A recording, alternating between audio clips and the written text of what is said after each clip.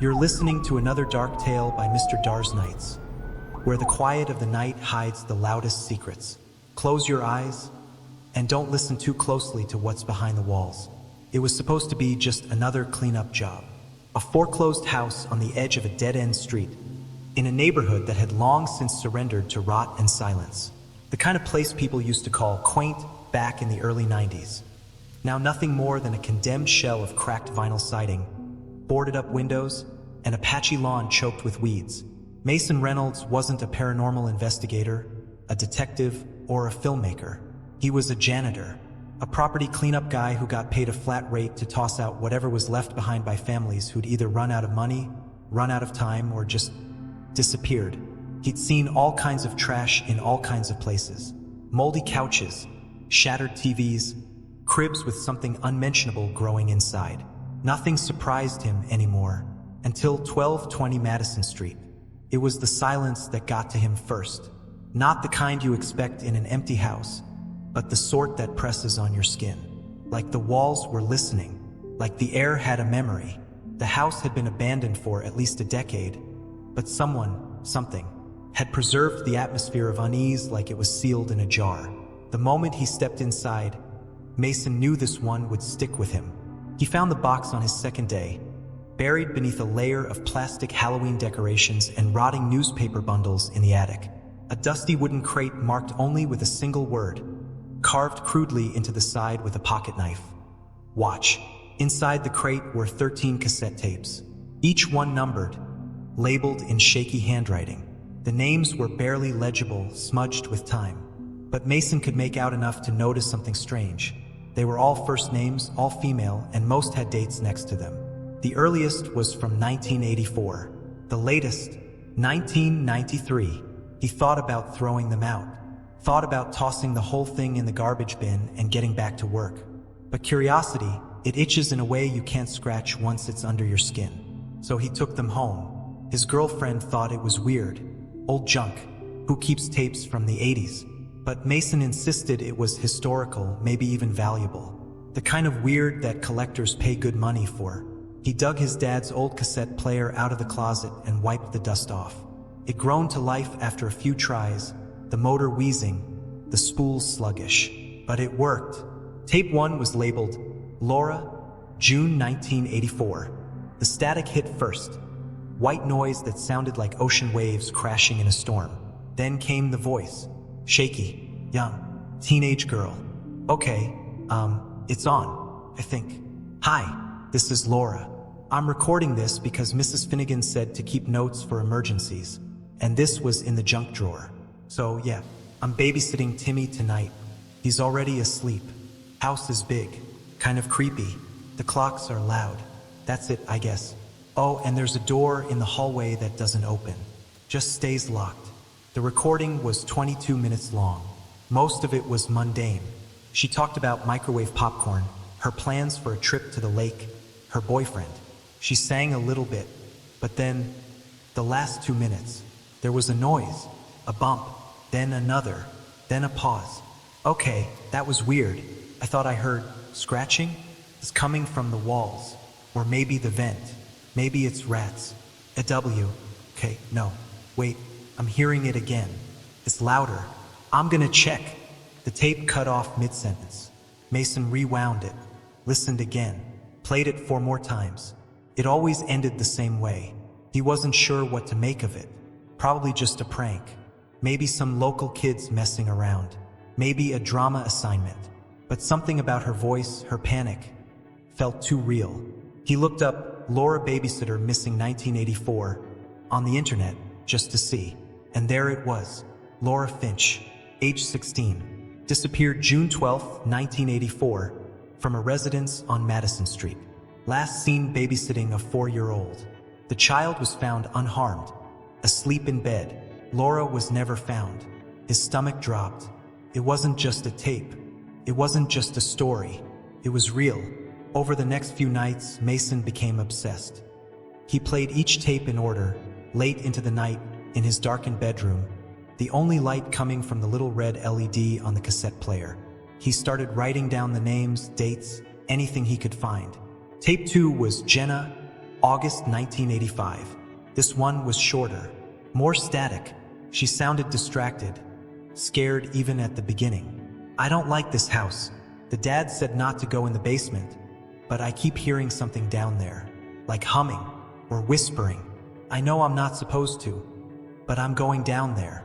Then nothing, just a long, low rumble. Then silence. He looked her up too. Jenna Marquez, missing August 9th, 1985. Babysitting on Madison Street. Every single one. 13 tapes, 13 girls, 13 disappearances. All babysitters. All between 1984 and 1993. All from the same neighborhood. No one ever put the pieces together. The police reports were scattered. Some girls were thought to have run away. Some were assumed kidnapped. None were ever linked. But Mason had the evidence. The proof. Their last words. He couldn't sleep. He started hearing noises at night. Whispers. Footsteps in the attic. His girlfriend begged him to stop listening. Said the tapes were cursed. Said the house was cursed. He laughed it off. But the laughter died when he played tape 12. Tina, October 1992. Her voice was different. Cold. Flat. Like she knew something was wrong before she even pressed record. They told me not to take this job. Said something was wrong with the family. That the house had a history. But I needed the money. It's just one night. One night in this place. I heard someone breathing in the closet earlier. But when I opened it, no one was there. Then came the sound. Faint creak. Like floorboards shifting under weight. I think someone's in the walls, she whispered. I heard them crawling behind the paneling. I called the police, but the line keeps cutting. I don't think I'm alone. Silence. He rewound it, played it again and again. Mason was hooked, sick with it. He'd stopped going to work, stopped returning calls. He had one tape left, tape 13, unlabeled. It was different. The cassette was newer, black plastic instead of gray. No handwriting, just a piece of red tape over the spool window. He hesitated before putting it in. The player clicked. The tape rolled. No static this time. No soft-spoken girl. Just breathing. Wet. Close. Then a voice. Not young. Not female. A man. You're still listening, aren't you? Mason froze. The voice continued. You've been very thorough. That's good. I've been waiting for someone like you. Then silence. Not the kind from an empty tape, but the kind that waits. He leaned in, pressing his ear close. A new voice spoke. A girl's voice. Faint, like it was coming from far away. Help me.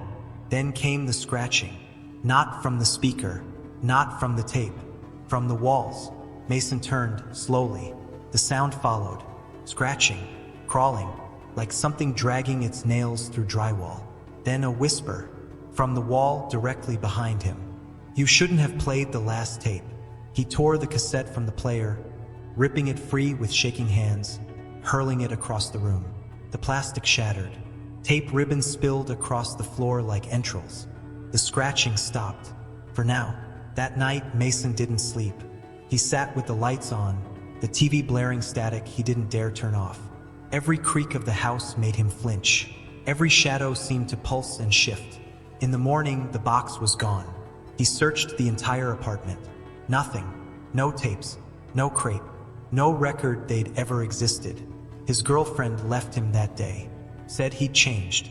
Said the apartment felt wrong. He didn't blame her. But Mason wasn't done. He wrote everything down. Every name. Every date.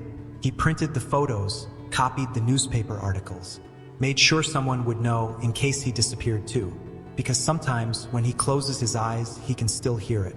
The whisper, the breathing, the last voice on tape 13. And somewhere, deep in the walls of 1220 Madison Street, a recorder is still running. And it's recording him. Mason tried to go back to work. Tried to scrub mold off drywall and toss out ruined furniture like he hadn't just heard a man speak directly to him from a cassette tape recorded over 20 years ago.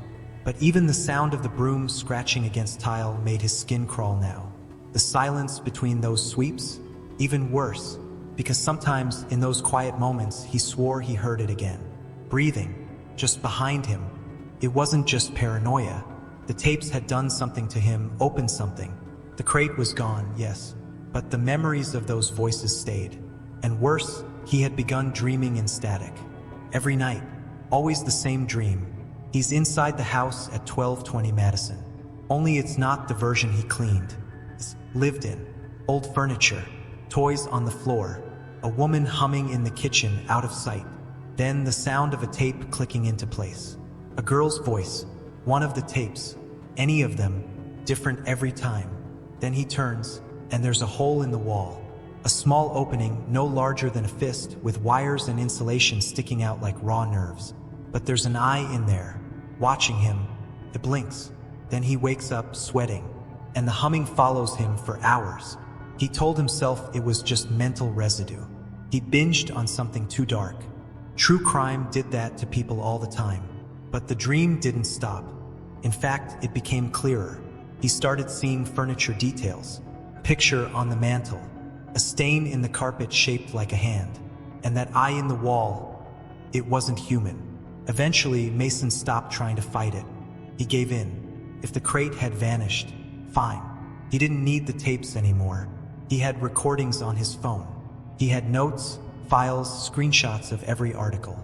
It was still real, but he needed more. He needed to go back. So, one gray morning in November, Mason returned to 1220 Madison Street. He told no one. The door was still boarded shut from the outside, nailed down by city order. The windows had "Do Not Enter" tape stretched across them in faded yellow stripes. But Mason had cleaned the inside. He still had the key. The moment he stepped in, he felt it again, that silence. The kind that breathes with you. The kind that listens. It was colder than before.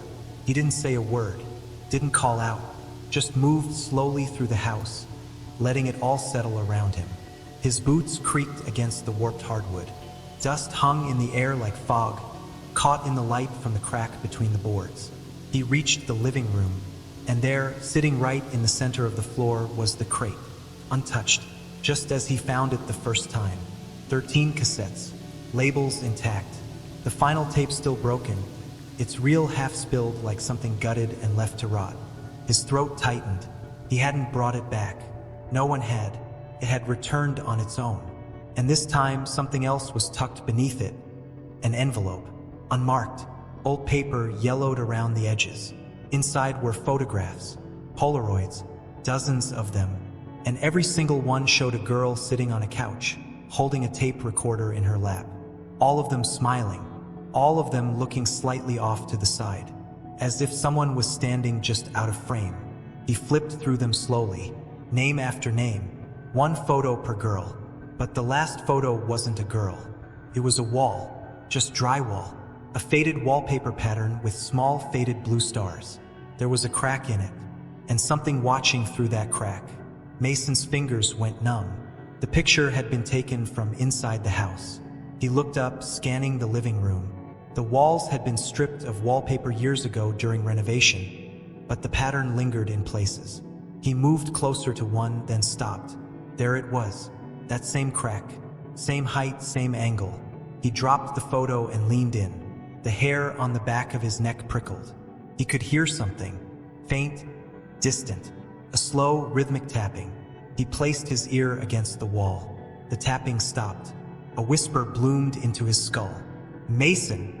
He fell back hard, nearly knocking over the crate. He ran, didn't look back, didn't shut the door, just kept running until the street turned familiar again. But something followed him home. That night, the dream changed. This time, he wasn't just observing. He was in the wall. He could feel the fiberglass itch against his skin, the press of beams on both sides. Darkness, tightness, but he could see out, through cracks, through holes, through forgotten air vents. He saw a girl walk by. She looked directly into the wall and smiled. He woke up screaming. The following day, Mason made contact with a man named William Dyer, a retired detective who had worked the area during the late 1980s. His name had come up in several old case files Mason had collected, mostly in the background, as a secondary officer or field contact. Dyer was reluctant to talk at first, but Mason mentioned the tapes. There was a pause. Then Dyer said, "Come by, and don't bring a recorder." The The man lived alone in a house that smelled of cigarettes and damp carpet. His hands shook when he poured coffee. His eyes were bleary, but sharp beneath the surface, like someone who had spent a long time pretending not to remember something. Mason told him everything: the crate, the tapes, the dream, even the whisper in the wall. When he finished, Dyer didn't speak for a long time. Then he said, "It started with the Carmichael girl, 84. She went missing on her third babysitting job. Parents came home, found the kid asleep and no sign of the girl.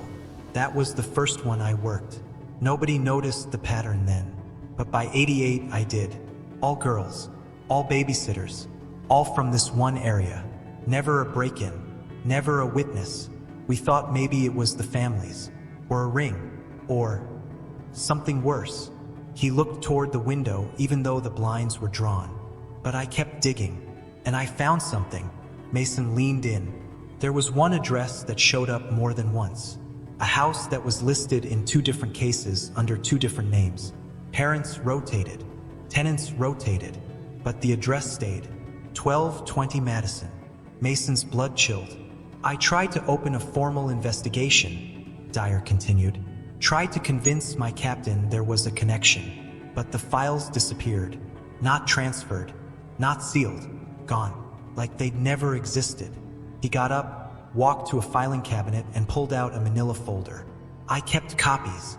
Inside were grainy black and white photos, property records, a blueprint, a name, Walter D. Crane, listed as the original builder of the house in 1951. A contractor who lived there with his wife and daughter, both of whom died in 1956. House fire. Crane vanished 2 weeks later. No record of death. No funeral. Just gone." Mason stared at the name, something clicking in his memory. Crane. Tape 6. The girl had mentioned that name. She said, "I thought I heard someone say Walter behind the wall, but no one's here but me." Dyer nodded. "That's when I quit. I knew there was something inside that house. I knew it had teeth, and I wasn't going to be the next one it chewed up." Mason asked the question without wanting to hear the answer. "Do you think he's still in there?" Dyer didn't blink. "I think whatever's in that house isn't just him anymore." On the way home, Mason noticed something strange.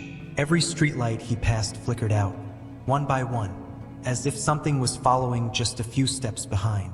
When he got back to his apartment, the crate was waiting inside, on the kitchen counter. This time it was open.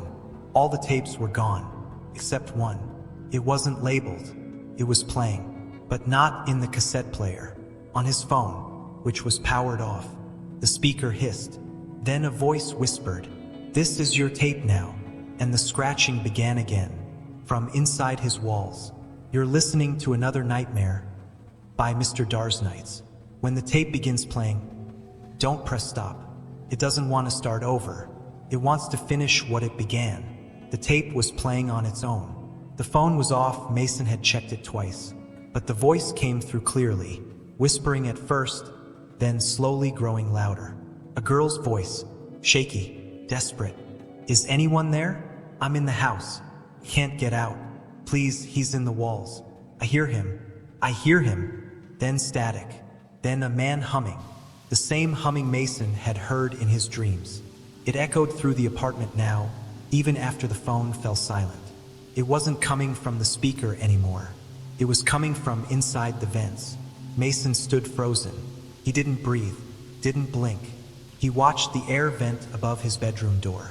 And slowly, quietly, the screws began to turn, one by one, loosening, backing out. He ran, didn't lock the door behind him, didn't care. He drove straight to the only place that had ever made sense in any of this, back to 1220 Madison Street. This time, he didn't bother with the key. He ripped off the boards, smashed the lock, kicked open the door. Inside, the crate sat in the middle of the living room. Empty now, all tapes gone, except one. A new one, no label, just red markers scrawled on the front. "Play me." He picked it up. The plastic was warm, almost breathing. He took it to the small cassette player he'd left behind during his first visit. Clicked it in, pressed play. The tape clicked, then nothing. then footsteps, someone pacing slowly, bare feet on old wood, then a whisper. "He's watching you right now." Mason backed away from the player. The voice wasn't coming from the machine. It was behind him. He turned, but the room was empty. Still, the voice continued. "You're the next one. The last one. The house is full now." Then a giggle. A little girl's laugh, muffled and distant. Then scratching. Not from the speakers. From inside the walls. Mason stood there, heart racing. And then the wall in front of him shifted. Subtly, like someone brushing up against it from the other side. There was a tiny hole in the plaster. He hadn't seen it before. Then an eye opened behind it. Bloodshot, unblinking, watching him. He dropped the player. A voice came through clearer than before. A man's voice. Calm, cold, certain. "You're in my house now." The lights went out. He scrambled for his phone. No signal, no flashlight. Just the red recording light on the tape player blinking in the dark. Then footsteps, fast, scuttling, inside the walls. A thump behind him, then to the left, then right behind his ear. He bolted upstairs. Every room looked the same. Stripped bare, dust thick, but the walls hummed with life. Movement, breathing. He reached the attic door. It was slightly open. A faint glow poured out from behind it. He hesitated, then pushed it open. The attic was wrong. It had grown. The room was much larger than it should have been, stretching impossibly deep. There were shelves lined with cassette tapes. Hundreds of them, thousands, all unmarked, all humming faintly. In the center of the room was a single chair, and someone was sitting in it. A man, back turned, perfectly still. Mason stepped closer. The floor creaked under his feet. The man spoke. "You've brought me a new voice." Mason froze. The man turned slowly. His face was stretched, skin too tight across his skull. His eyes were small, deep, black. His mouth was stitched at the corners, tugged into a permanent smile. But it wasn't his features that broke Mason. It was his ears, dozens of them, sewn across his neck, his arms, his chest. The man stood. "You've been listening for too long," he said. "Now it's your turn to speak." Suddenly the tapes around the attic began to scream. Voices of girls, children, some laughing, some crying, all layered on top of each other, echoing in a wall of sound. Then silence. The man stepped forward. From his chest he pulled something out. A reel of tape, red and glistening. He held it out. "Your story." Mason turned and ran, back through the attic door, down the stairs. But the house wasn't the same anymore. The stairwell was longer, twisting. He kept going, but the bottom never came. Just steps and dark and the sound of recording. Then he was in a room. Not the attic, not the living room. A new space, a studio. Tape recorders lined every surface. A microphone stood in the center, and taped to the mic was a Polaroid. His face, Mason's own face, taken moments ago. From the wall behind the mic came a low grinding noise, and it opened. A section of drywall slid away, revealing a narrow tunnel. Insulation, pipes, wires, and a bedroll. Someone had lived there, still lived there. Mason backed away, but something grabbed his ankle. A hand, emerging from the wall vent, pulled, hard. He kicked, broke free, ran again. The house groaned and shifted around him. The walls pulsed, like lungs inhaling. Finally, he found the front door again. He threw it open. Morning light poured in. He stepped outside. The air was clean, crisp, but the street was different, empty, quiet. Every house boarded up, grass overgrown, as if no one had lived here for years. He turned, and the house behind him was gone. Just a field, not even a foundation left. Just tall grass and scattered bones of old wood. His phone buzzed. One notification, a voicemail, from an unknown number. He pressed play. It was his voice, whispering, "I'm still in here. Let me out." The phone burned in his hand. He dropped it, stared at the spot where the house had stood, and heard it, from somewhere deep underground, the sound of a cassette clicking into place. Story 2, you're listening to Mr. DarXnights. And this isn't just another urban legend. It's real, and it's still happening. It begins with a building that shouldn't exist the way it does. The structure stands 46 stories tall on East Larrabee Avenue in Chicago. Steel and glass, modernized in the late 90s, yet built on bones far older. The lobby smells of lemon cleaner and dust. The security cameras hum with artificial life.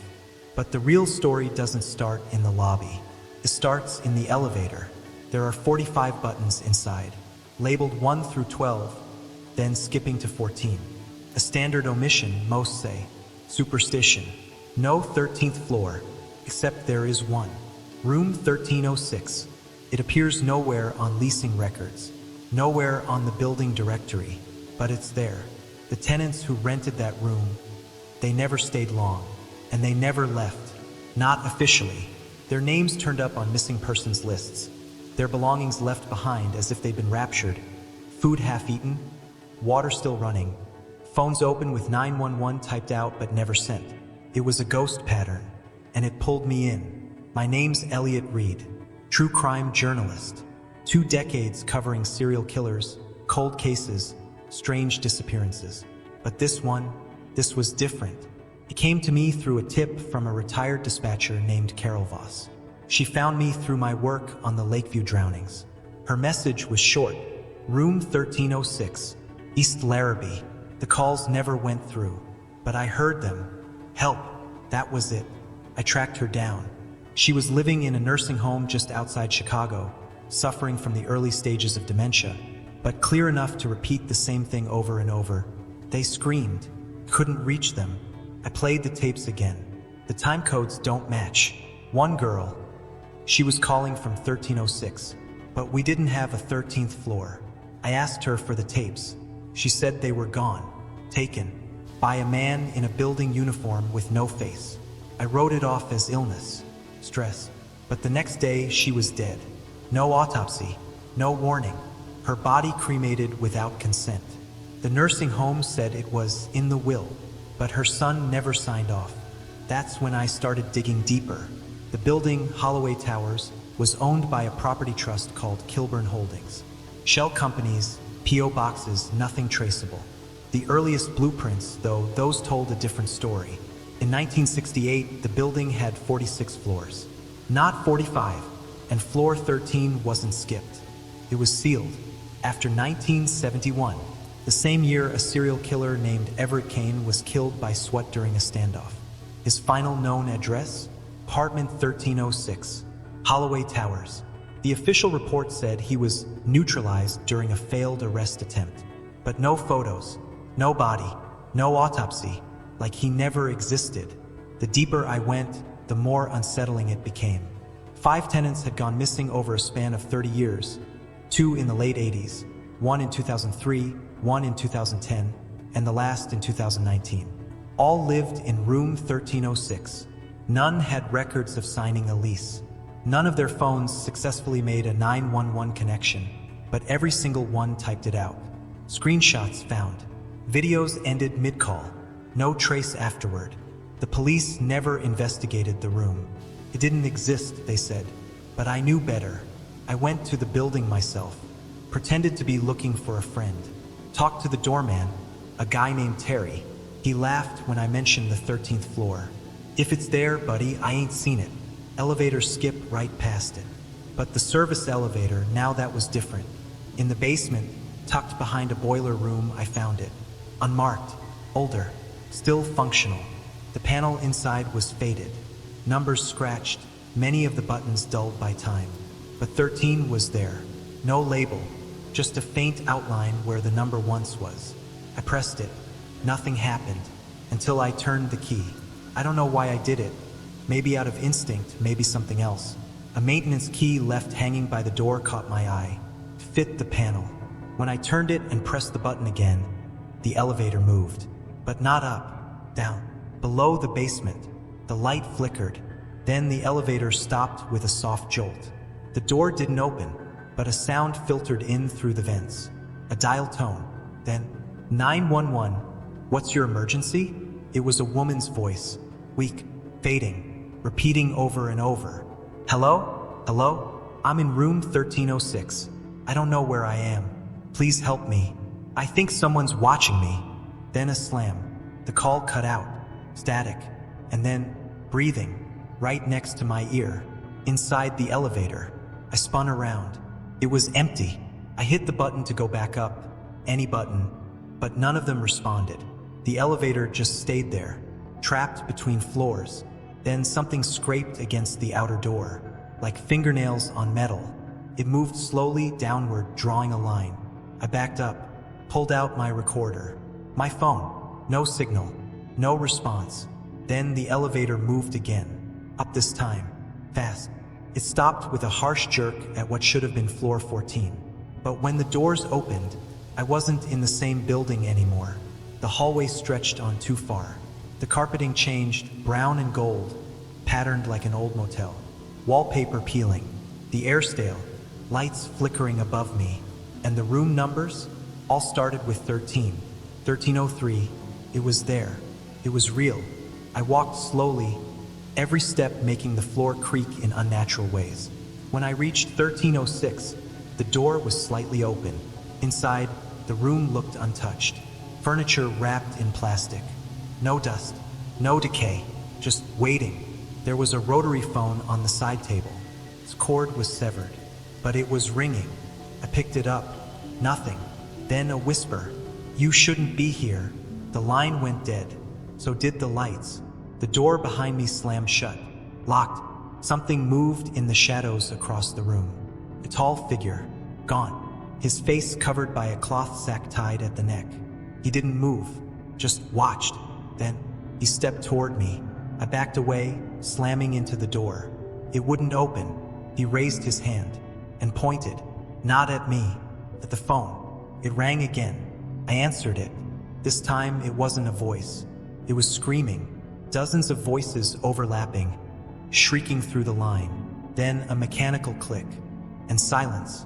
I turned back. But the figure was gone. The room was empty again. But on the wall, written in what looked like dried blood, was a message. Still renting. Still listening. Then the phone spoke once more. A different voice. Check the closet. I didn't want to, but I had to.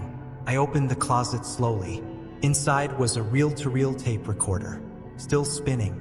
Still recording. The label read, Elliot Reed checked in. My name. I reached for it, and the lights went out again. A second later, I was back in the elevator. It was rising, faster than before. Then it opened to the lobby. The regular one. Bright. Clean. Music playing softly from overhead. No one had noticed I was gone. The security guard looked up from his desk and nodded like nothing had happened.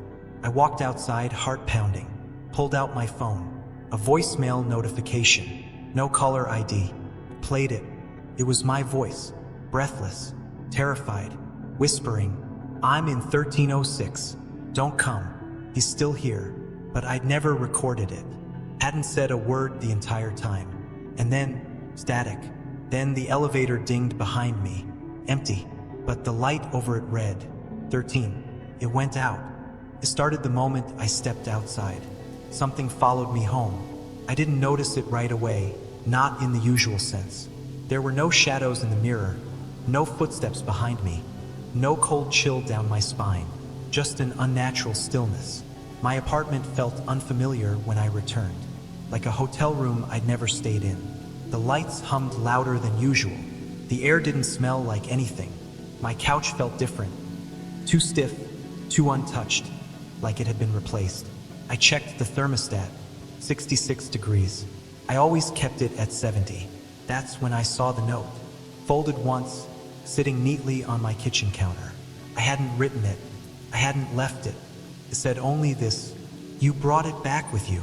The handwriting wasn't mine. It wasn't anyone's I recognized. I threw it away. That night I couldn't sleep. Not because I was scared, but because I kept hearing things that didn't belong. Clicks, low thumps, breathing. I lived alone. By 3 a.m., I'd convinced myself it was just nerves. The elevator, the hallucination, a gas leak maybe, too many hours obsessing over a ghost story. But then my phone buzzed. Voicemail. Unknown number. No missed call. I hesitated, then pressed play. It was that sound again. The dial tone.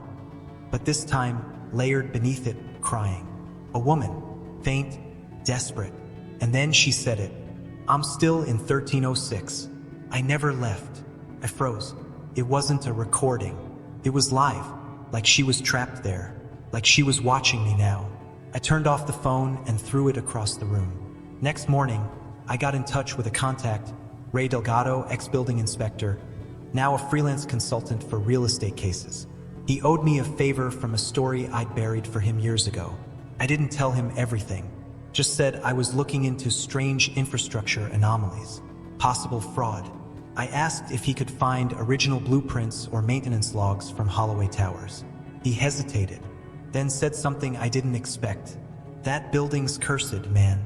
I had a buddy who worked security there. Quit after 2 nights. Said the cameras kept showing floors that didn't exist. Elevators moving on their own. People stepping out who were never seen entering. That gave me pause. I asked him to check anyway. By that afternoon, he sent me something. An old scan of a floor schematic from 1970. Floor 13 was there, clear as day. But every room on that level was marked in red ink. Each one with a single word beside it. Condemned. I asked him what that meant. Why would an entire floor be labeled that? He hesitated again, then said, "That's code, man. Not structural. Not about pipes or fire escapes. That's internal language, usually used after a death cluster. Suicide, murder, unexplained incidents. Stuff they don't want getting out. It means they never intended to reopen it." I asked if he could find anything about room 1306. He paused. "Hang on." Clicks. Keyboard sounds. "Okay, a weird. There is a 1306 listed in a 1971 incident report, but it's marked as sealed. Permanently. Says, evacuation enforced. Fatality count unknown. No re-entry permitted. That's not protocol, Elliot. That's not anything I've ever seen." My blood ran cold. I thanked him, hung up, and turned to the voicemail again.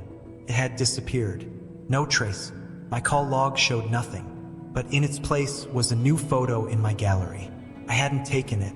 It was dark, grainy, low resolution, but clearly showed a hallway, brown carpet, gold wallpaper, room number barely visible. Someone had taken the picture from inside, like the camera was peeking through the crack of the closet door. And in the center of the frame was me, standing outside the room. From behind, I hadn't been alone. That same night, I went back.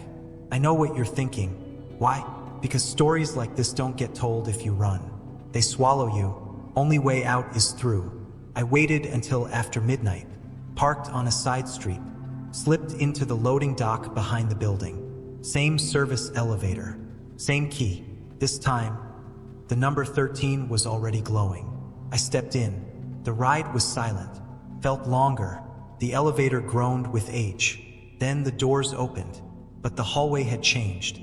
Longer than before, more twisted. The numbers weren't in sequence. 1301, 1304, 1303. Repeating, splitting, turning back on themselves. The light bulbs above flickered constantly. Some buzzed. Some went out the moment I stepped beneath them. At the end of the corridor, a door. No number, just a steel plate. I pushed it open. A room, empty. Not like before. No furniture, just a mattress on the floor, a rotary phone, and in the corner, a video camera, mounted, still recording. I stepped inside. The door slammed shut behind me, but this time I wasn't locked in. I was expected. The phone rang. I picked it up. This time, the voice was a child's. "Did you see him?" I didn't respond. "Don't turn around," the voice said. Then the line went dead. I turned around anyway, and there he was, tall, thin, wearing the same sack mask. No eyes, just 2 black holes and a mouth drawn in with something crude. Lipstick, maybe. Or blood. He didn't move, but he held something out. A tape recorder. I took it, pressed play. A woman's voice came through. Familiar, scared, sobbing. "This is Melissa. I don't know how long I've been here. They said this was a one-night stay. that I'd be paid. But there's no door now. The lights never turn off. The phone keeps ringing and someone keeps whispering my name. I think I'm in the walls. Please, if you find this, don't answer the phone again. The tape ended. I looked up. The man was gone. Just gone. But behind him, etched into the wall, were new words. Rents due. Pay with screams. And beneath it, a list. Tenant list. Typed. Faded. Each line had a name and a date. That last one had my name. My date of birth. Reed Elliott. Checked in. But no checkout. Just a blank space. I reached to tear it off. But the moment I touched the wall, the entire room collapsed into darkness. The floor vanished. I was falling. No sound. No air. No end. Then I hit the ground. Hard. But not in the building. Not in the room. On concrete. Grimy. Cold. I opened my eyes. I was in a boiler room. Back in the basement. The service elevator behind me. Door open. Still glowing. But the number now read 1306. That shouldn't have been possible. It was a room, not a floor. But as I looked up, I realized something awful. The building above me didn't match reality anymore. I climbed the stairs, each floor labeled incorrectly. 13A, 13B, 13C. Every level was another version of the same floor, the same hallway, the same doors. It went up forever. I stopped climbing after 47 floors, turned to go back, but the stairwell had disappeared. Just a brick wall, and a message scratched into the surface. He likes when they panic. I was being toyed with, watched, recorded. I pulled out my phone. No signal, but the voicemail app opened on its own. One new message. This time it was my own voice, but warped, stretched, repeating the same phrase. I live here now. Over and over. I live here now. I live here now. And behind it, a second voice. The masked man's, whispering, you checked in. No checkout. Then, knocking. On the walls. From all sides. First slow. Then faster. Then pounding. I ran. Any direction. Any door. They all led to the same room. Then I found the mirror. It was the only thing not covered in dust. Polished. But the reflection wasn't mine. It was the man in the sack mask, standing where I stood, mimicking me, moving when I didn't. Then he reached forward and touched the glass from the inside. That was when the phone rang again, louder than before, shaking the walls. I answered it, and this time I heard my own screams, but not from the phone, from the room, from behind the walls, like I was trapped in there, like this version of me was already dead. I don't know how long I stood there, staring into the mirror. It wasn't just a reflection anymore. It was a portal, a window into something that shouldn't exist. And the figure in the sack mask wasn't mimicking me anymore. He was waiting. Then, without warning, he tilted his head, slowly, to the right, the exact same way I had tilted mine hours ago in the elevator. Only this time I understood. That gesture wasn't curiosity. It was recognition. He'd seen me before. He knew me. And worse, I'd been here longer than I realized.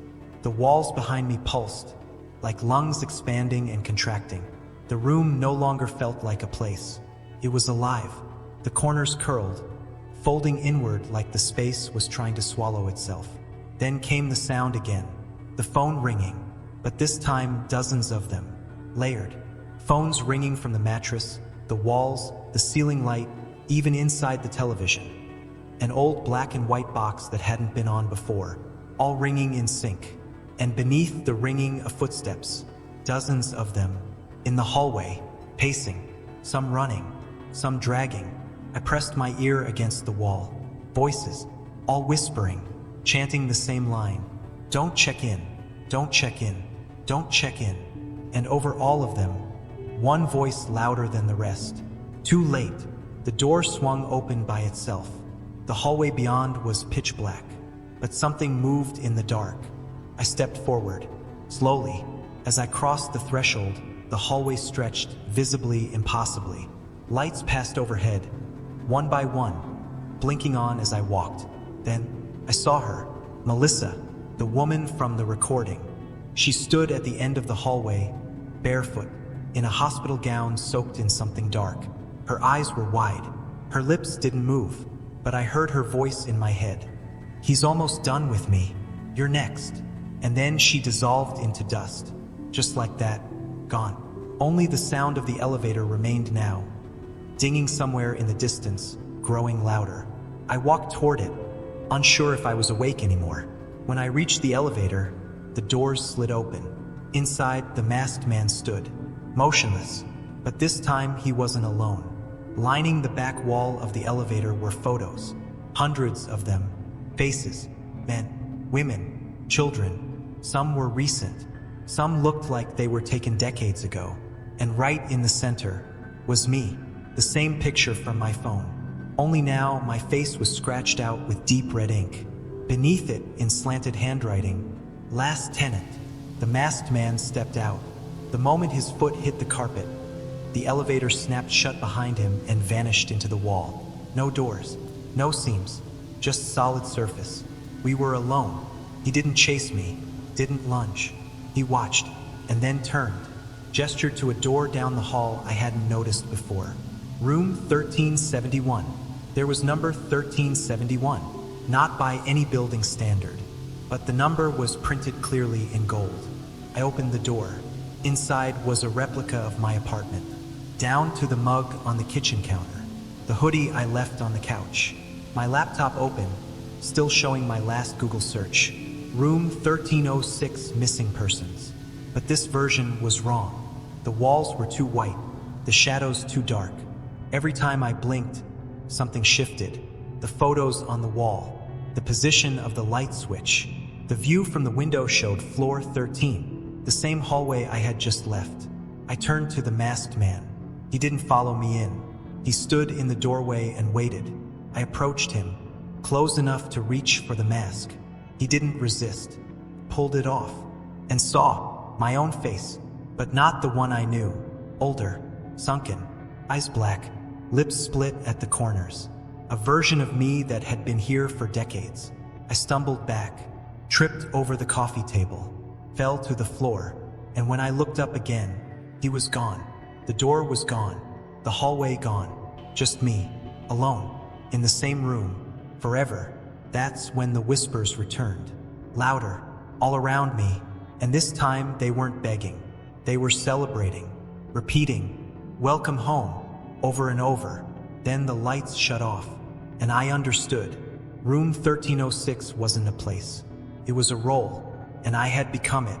I was the new tenant, the new whisper in the walls, the man in the mirror, the one they warn others about in ghost stories, the one who watches from behind the door. I screamed, felt my voice echo down a hallway that no longer existed. And then silence, total, until someone knocked. 3 slow raps on a door I couldn't see, and a new voice whispered, "Is this 1306? Then footsteps, a latch, another door opening, light spilling into the room. A new visitor, a man in his 20s, hoodie, backpack, confused. He stepped in slowly, looked around. His voice trembled. "Hello? I'm here to write an article. Is this the right place?" I didn't move, couldn't, but the walls did. They stretched, welcomed him, closed behind him, and in the silence, I knew he wouldn't leave either. The role would pass, and I would fade into the walls, like the rest. 1 week later, an article went live, written by a journalist named Carter Yates. It was titled, "The Floor That Wasn't There."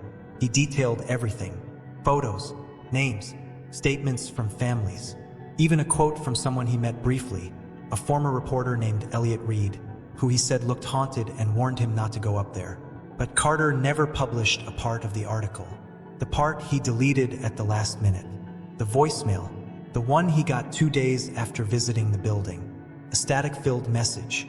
The voice on the other end, Elliot's, saying only, "Don't let them check you in." Then laughter, and a final sentence before the call ended. "Rents due. Final entry, building records, Holloway Towers. Tenant log, room 1306. 1971. Marcus Heller died in room, deemed responsible for 13 murders on site. 1972 to 2024, multiple unauthorized entries, all subjects missing. 2025, Carter Yates checked in.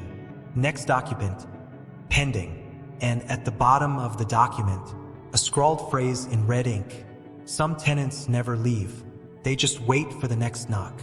Story 3, there was something inherently unsettling about a small-town police station. Quiet, predictable, everything in its place, locked behind windows that you could never see into, no matter how much you wanted to.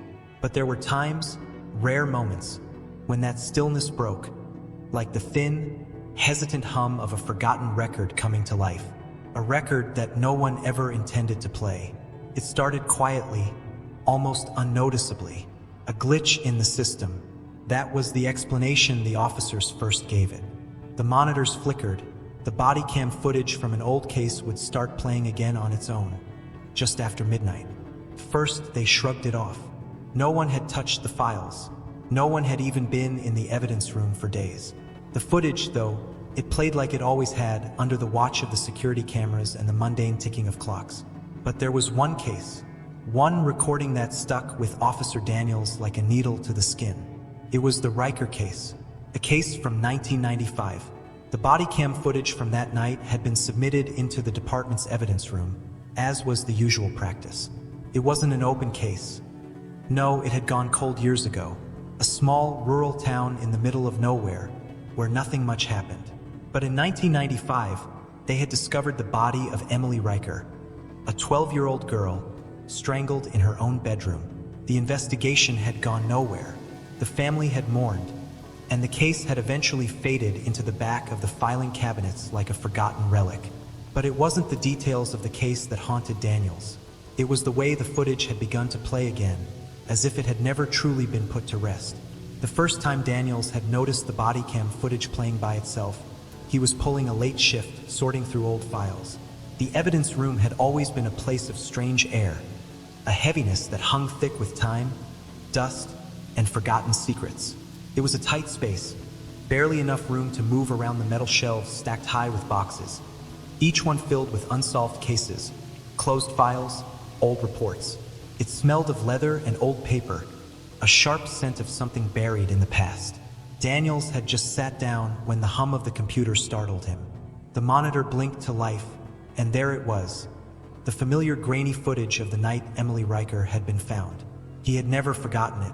No one in town ever could. It was the case that made people lock their doors a little tighter at night, that made every shadow seem a little darker. He had been working the desk that night. No one had been in the room. No one had touched the Bodycam files for years. Yet there it was, footage from a camera that wasn't supposed to be active. Daniels sat frozen, staring at the screen as the grainy video began to play out the scene of Emily's bedroom again. Her lifeless body, the mess of the room, the strange, broken angle of her head.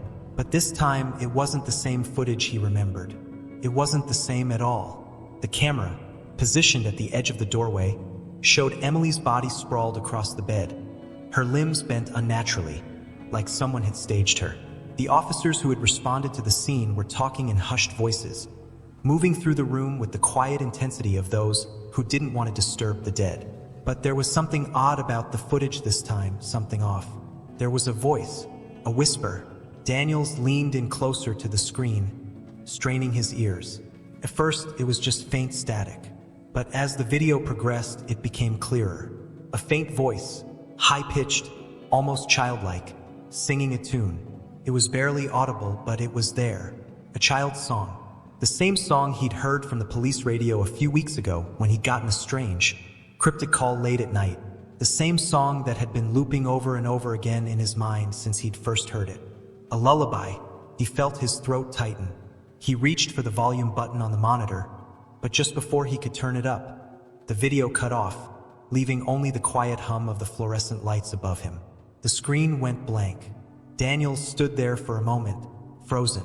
Then the lights flickered, and when they came back on, everything was just as it had been before. No more footage, no more voice, just the familiar darkness of the evidence room, the silence pressing down harder than it had before. Daniels shook his head, telling himself it was just a glitch. That was all. Nothing more. But as the days wore on, it didn't stop. Each night, without fail, the footage would play. Each time, the same song, the same whispering voice, the same child. He had to get to the bottom of it. He had to know why this was happening. The footage wasn't the only strange thing happening in the department. Officers had begun to notice things out of place. Papers shuffled on their own. Items moved from one desk to another. Drawers opened when they were sure they had been closed. But it was the sound that bothered them most.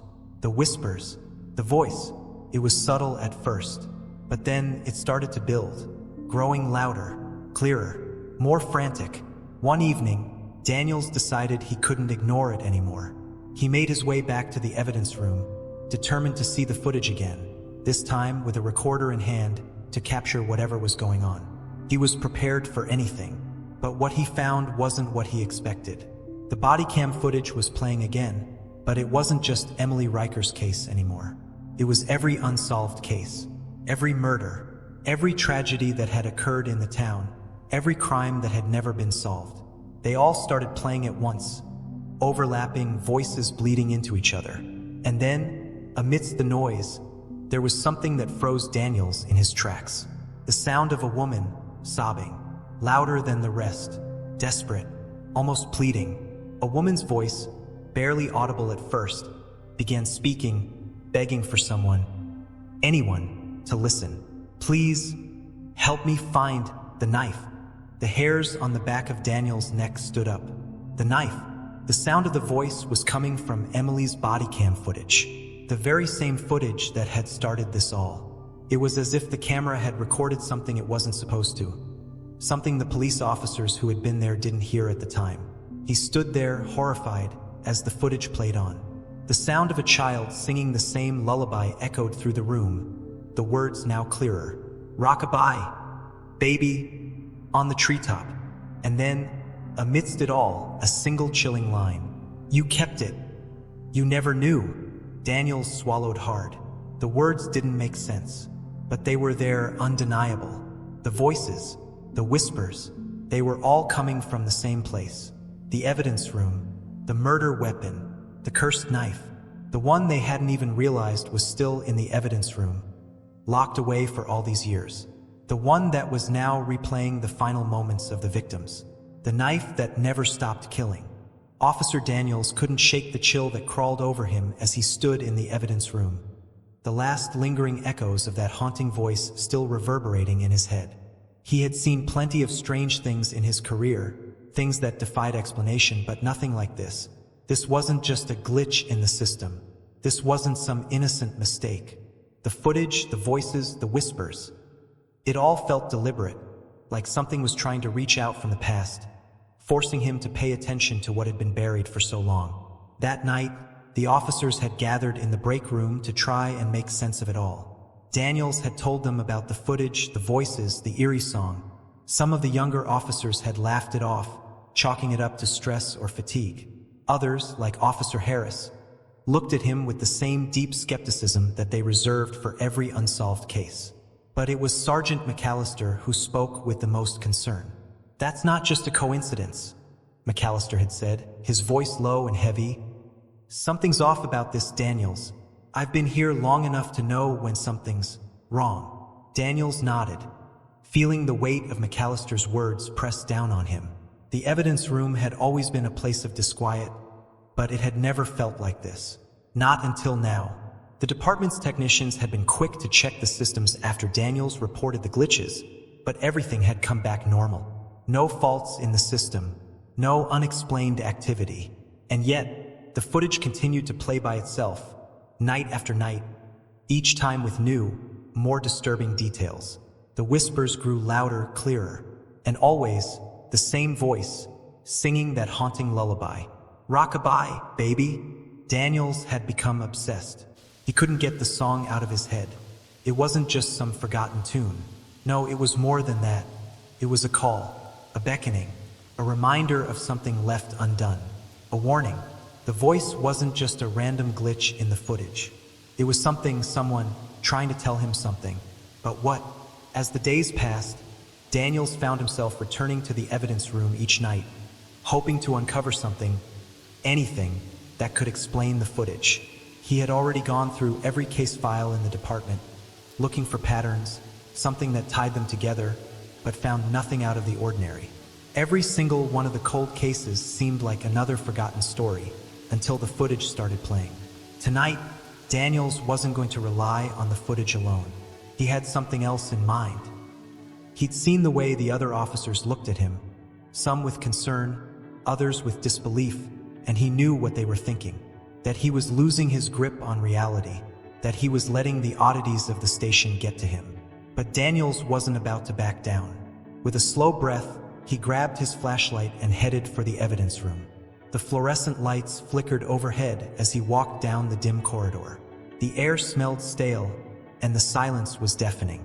When he pushed open the door to the evidence room, the chill seemed to cut right through him. The room was exactly as he had left it earlier, cold, quiet, with shelves upon shelves of old evidence boxes. But there, on the far side of the room, he noticed something new. A file. It wasn't supposed to be there. Daniels frowned, walking towards the box that had been placed carelessly on the floor. The file was thick, bulging as if it had been hastily put together. It wasn't labeled, but Daniels didn't need to read the name to know what it was. He'd seen that handwriting before. It was the handwriting of someone who had worked on the case all those years ago, the Riker case. His hands trembled slightly as he knelt beside the box. Inside, there were photographs, reports, and a faded Polaroid of Emily Riker, her smiling face forever frozen in time. But what caught his eye was a piece of paper at the bottom of the pile. It wasn't a report, nor was it an official document. It was just a note, scribbled hastily with black ink. It's still here, the weapon, the one that wasn't found. It was never supposed to be in evidence. Daniels felt his heart skip a beat. This was it. This was the thing that had been haunting him for days. The weapon, the murder weapon that had been left behind. The one he hadn't known about. He ran his fingers over the note, reading it again, but it made no more sense than the first time. The weapon wasn't supposed to be in the evidence room, but how could that be? He grabbed the box and hurriedly opened the drawer, scanning it for any sign of the missing weapon. There, tucked in the corner of the shelf, was a metal box, one that Daniels hadn't noticed before. It was marked property. Case number 5483, the Riker case, the same case that had been haunting him with the Bodycam footage. His hands moved quickly as he pried open the box, his breath catching in his throat. Inside there it was a knife, a large, old-fashioned hunting knife, its blade coated in a deep, rusted red. It was the same knife that had been used in the murder of Emily Riker. But there was something wrong with it. The blade was covered in a layer of dust, but beneath it, Daniels could see something that wasn't there before. A faint, almost imperceptible crack running along the edge of the steel. The crack glimmered strangely in the dim light of the evidence room, as if the blade itself was trying to hide something. He had read every report on this case, and there had never been any mention of a knife. No mention of a murder weapon left behind. So why was it here now? Daniel's stomach turned as he felt a sudden, overwhelming sense of dread. And then the whispers started again. Quiet, almost imperceptible, but unmistakable. It's here. It's all here. The sound of the whispering voice seemed to echo through the room, bouncing off the metal shelves and the cold walls, filling the space with its presence. It was the same voice from the Bodycam footage, the voice that had been pleading for help. And then, just as quickly as it had started, the whispers ceased. Silence flooded the room once more. Daniel's fingers tightened around the handle of the knife, his mind racing with 1,000 thoughts. He couldn't explain it, couldn't understand why this was happening. But one thing was clear: the weapon had a power of its own. It wasn't just a tool of death. It was something more, something dark and sinister that had remained hidden for all these years. He had to find out more. He had to uncover the truth behind the whispers, the voice, and the knife that had never been accounted for. There was something in this room, something evil, that was reaching out to him from the past, and he couldn't ignore it any longer. As he stood there, staring at the cursed blade, the lights above him flickered once again, plunging the room into darkness. And then, just as suddenly, they came back on. But now, Daniels wasn't alone. A shadow moved across the far corner of the room, and in the brief, flickering moment of the lights, Daniels saw something that made his blood run cold. A figure standing in the doorway, but it wasn't an officer. It was a woman with blood-soaked hands, and she was smiling. The room was cold, colder than it had been moments before. The shadow in the doorway grew darker, a silhouette that stretched impossibly long, as if it was pulling the very air into itself. Daniels froze, his heart pounding in his chest. The woman in the doorway wasn't just standing there. She was moving. Her eyes were wide, unblinking, but there was no recognition in them. Just darkness, endless and hollow, like the depths of a well. Her blood-streaked hands twitched in the dim light as if she was reaching for something. Something Daniels couldn't see, but he felt it, pressing down on him like a physical weight. She was smiling, and that smile, it wasn't comforting or reassuring. It was the kind of smile that someone gives you when they know something you don't, something terrible. "You're too late," she whispered, her voice a rasp that seemed to come from everywhere at once, like the sound of the room itself whispering. Daniels didn't move. He couldn't. His legs felt like they were frozen to the floor, his breath shallow in his chest. The shadows around the woman seemed to pulse, as if alive, and the light flickered again. The temperature in the room dropped even further, and the chill that ran through him wasn't just from the cold air. It was a deep, primal fear, something that made his skin crawl. "You shouldn't have opened it," she said, her voice now softer, almost sad. "The weapon, it's never meant to be found. It belongs to him." Daniels took a tentative step back, his hand tightening around the handle of the knife. The words felt like a punch to his gut. The weapon.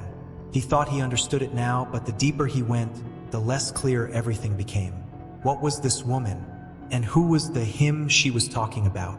The thought of asking her was terrifying, but the need for answers pushed him forward. "Who are you?" Daniels managed to force the words out, his voice shaky. The woman's smile twisted into something darker, and she took a step forward, as though the space between them meant nothing. Daniels instinctively took another step back, his back pressing against the cold metal shelves behind him. The air felt thick, heavy, suffocating. "I'm the one who's been waiting," she replied, her voice low and steady, almost like she was telling him a secret. "I'm the one who witnessed it all." Daniel's mind raced. The case files, the reports, everything was pointing to one thing. The Riker case, the young woman who had died all those years ago. Emily Riker. But why was this woman, covered in blood, standing in front of him now? Was she the victim? A spirit? Or was she something else entirely? The woman stepped closer, so close now that Daniels could smell the metallic scent of blood in the air, a scent that seemed to seep into his very bones. "I'm the one who died," she whispered. "I'm the one who's been trapped." Suddenly, the lights flickered violently, plunging the room into darkness again. Daniels heard the unmistakable sound of a door slamming shut behind him, and when the lights came back on, the woman was gone. For a moment, Daniels just stood there, his heart racing in his chest, his mind trying to make sense of what he had just witnessed. The shadows still clung to the corners of the room, and the air was thick with an oppressive silence. But the woman, whatever she was, had vanished. But she had left something behind. He turned slowly, his eyes falling on the evidence box once again. The box containing the weapon, the blade, the one that had been hidden for so long. It wasn't where he had left it. Daniel's breath caught in his throat as he realized what had happened. The knife, the cursed weapon, was no longer in the box. It had vanished. "No!" Daniels whispered, stepping forward, his eyes darting around the room in a panic. "Where is it?" He stumbled backward as he caught sight of something on the floor. Something dark, slick, and unmistakable. Blood. The same blood that had stained the woman's hands was now smeared across the floor, leading toward the far corner of the room. Daniels followed the trail, his heart in his throat, until he reached the wall at the back of the room. He felt a cold, wet sensation on his fingertips as he traced the line of blood, and that's when he saw it. The wall wasn't just a wall. It was a door A hidden door, one that had been sealed for years, perhaps even decades. He had never noticed it before, but now, with the blood on his hands, it seemed impossible to ignore. The edges of the door were worn, the wood cracked and faded. There were no handles, no hinges, just an empty, gaping hole in the wall. Daniel stepped closer, his heart pounding in his chest. There was something on the door, a mark, a symbol carved deeply into the wood. It looked like a knife, the blade of a hunting knife, the same shape as the weapon that had been in the evidence box. He reached out hesitantly, his fingers grazing the surface of the door. The moment he touched it, the entire room seemed to groan, a deep, resonating sound that seemed to come from the very foundation of the building. The lights above flickered once more, and this time they didn't come back on. Darkness filled the room. Daniel's breathing quickened. His hand was shaking as he pressed harder against the door. The air around him grew colder, and the whispers returned. Louder now, clearer. They surrounded him, filling his ears with their demands, their pleading. "Let us in." His vision blurred, and he felt a pressure on his chest, as though the very room itself was closing in on him. The whispers grew louder, rising in intensity, until they became a cacophony of voices, shrieking in agony. "Let us in." He tried to pull his hand away, but it was as though the door had locked him in place. The whispers were deafening now, a storm of voices that swirled around him, echoing off the walls, suffocating him. Then, just as quickly as it had begun, the room went completely silent. The lights flickered back on, revealing a scene that made Daniel's stomach churn. The blood was gone, and in its place stood the knife, the weapon. It was standing upright in the middle of the room, the handle buried deep into the floorboards, as if it had been placed there intentionally. And there, just a few feet away, standing perfectly still and grinning wide, was the woman from before, the one who had been smiling at him. Her bloodied hands were raised, and in them, she held a knife. The same knife. Daniels felt his heart stop, and in that moment he knew he wasn't alone in the room. Not anymore. Story 4. It was another night in a town where the streets were quiet, too quiet. The kind of quiet that felt wrong. The air was thick with a strange, palpable tension, as if everyone was holding their breath, waiting for something to happen. And it always did. People went missing. It wasn't an uncommon occurrence anymore, almost a routine. But no one knew where they went. No one could explain it. It was like they disappeared into thin air, vanishing without a trace. The town whispered about it, but no one dared to ask too many questions, because asking meant knowing the truth, and the truth was something better left buried. At least that was the case for most people. For Mark Reynolds, a local journalist who had recently moved to the area, the stories were too compelling to ignore. Mark was a man driven by facts, driven by the truth. He wasn't content with rumors and hushed voices. He wanted answers, and he was determined to get them. His investigation had led him to one thing: the mysterious bus 107. According to locals, it only appeared at night, after dark, when the streets were empty and the town had quieted down. The rumors were strange, almost supernatural. People who boarded bus 107 were never seen again, vanished without a trace. It was said that the bus had been decommissioned after a deadly crash in 2002, but locals still swore they saw it. They spoke of it as if it were a ghost, a shadow of something that had no place in the world of the living. But what struck Mark most was the dashcam footage. It had been posted anonymously on an obscure forum, a recording from one of the victims who had boarded the bus.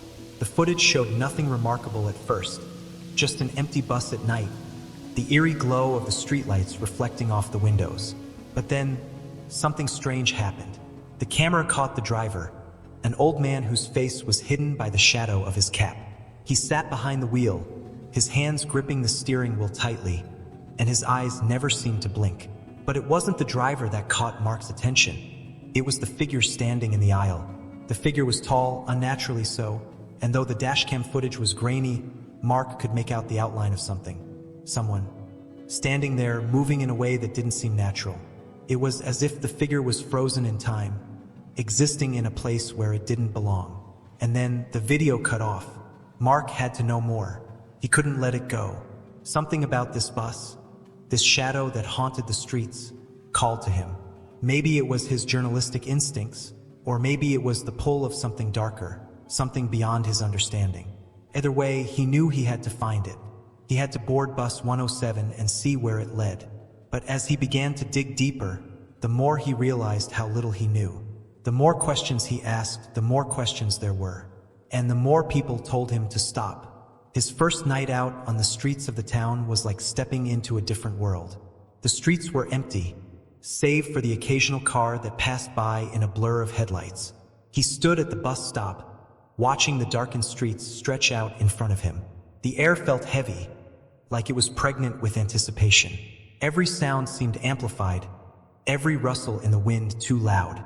And then he heard it. A faint hum, distant at first, but growing louder.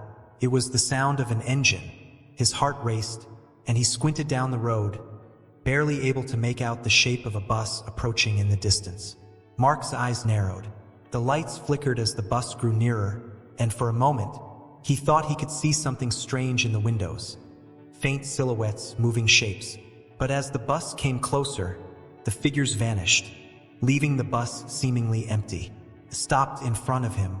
Mark hesitated for only a moment before stepping up to the door. The old man behind the wheel didn't say a word. There was something unsettling about his expression, blank, almost robotic. Mark climbed aboard, his feet heavy against the floor of the bus.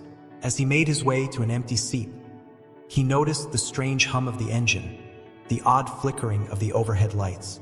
And then, as the doors closed behind him, he felt the air change. It was as if the world outside had disappeared, leaving him in a place that didn't feel quite right. The bus pulled away, rolling down the empty streets, taking Mark deeper into the night. He couldn't see where it was going. It was a route he didn't recognize, a path that didn't exist on any map. The sound of the engine droned on, almost hypnotic, as the bus weaved through the streets. The streetlights blurred into streaks of orange and yellow, casting strange shadows on the walls of the buildings that lined the road. Mark's stomach churned. There was something about this bus that felt wrong, something unexplainable. The emptiness of it, the silence that hung in the air, the old man's lack of movement. And then there was the figure. It appeared once more, standing at the back of the bus, in the aisle. Mark could make out nothing more than a shadowy silhouette, but it was there and watching. The hairs on the back of his neck stood up. He felt a chill run down his spine. And then, just as quickly as it had appeared, the figure was gone. Mark's heart raced in his chest, his mind reeling. Was he imagining things? Was it just a trick of the light? Or was this all real? The bus continued on, its wheels spinning, its engine humming. And all the while, Mark couldn't shake the feeling that he was being watched, that something was waiting for him, something dark. But it wasn't just the passengers that Mark had to worry about. It was the driver, the strange, empty-eyed man who never blinked, the one who had been behind the wheel all along. Mark's hand tightened around the armrest as the bus rumbled on through the night. He had seen things, heard things, but now it was more than just a feeling. It was real. The figure in the aisle, something had been watching him. He was no longer just an observer. He was part of it now. And that realization clawed at him, making every passing second feel like an eternity. The bus continued its strange journey through the town, moving in ways that made no sense. Mark was certain they had passed the same intersection twice. The streets looked familiar, yet unfamiliar all at once. He tried to steady his breathing, but it wasn't working. His pulse hammered in his ears, drowning out the low hum of the engine. The world outside the bus seemed to blur, the lights flickering and stretching as the wheels rolled steadily on. He glanced over at the driver, hoping for some kind of normalcy, but the old man remained unmoving, his hands fixed on the wheel, his face obscured by the shadow of his cap. His eyes never blinked. Mark tried to focus on the man's face, but it was as if the shadows in the bus had a life of their own. They shifted and twisted, the low overhead light casting grotesque shapes across the interior. Everything felt wrong. The sound of the engine was almost hypnotic, but it wasn't calming. It was suffocating. Mark leaned forward, his hands gripping the seat in front of him as he tried to make sense of the situation. Why was the bus empty? Who was that figure in the aisle? And why couldn't he remember where they were headed? He shifted in his seat, his eyes darting around the bus.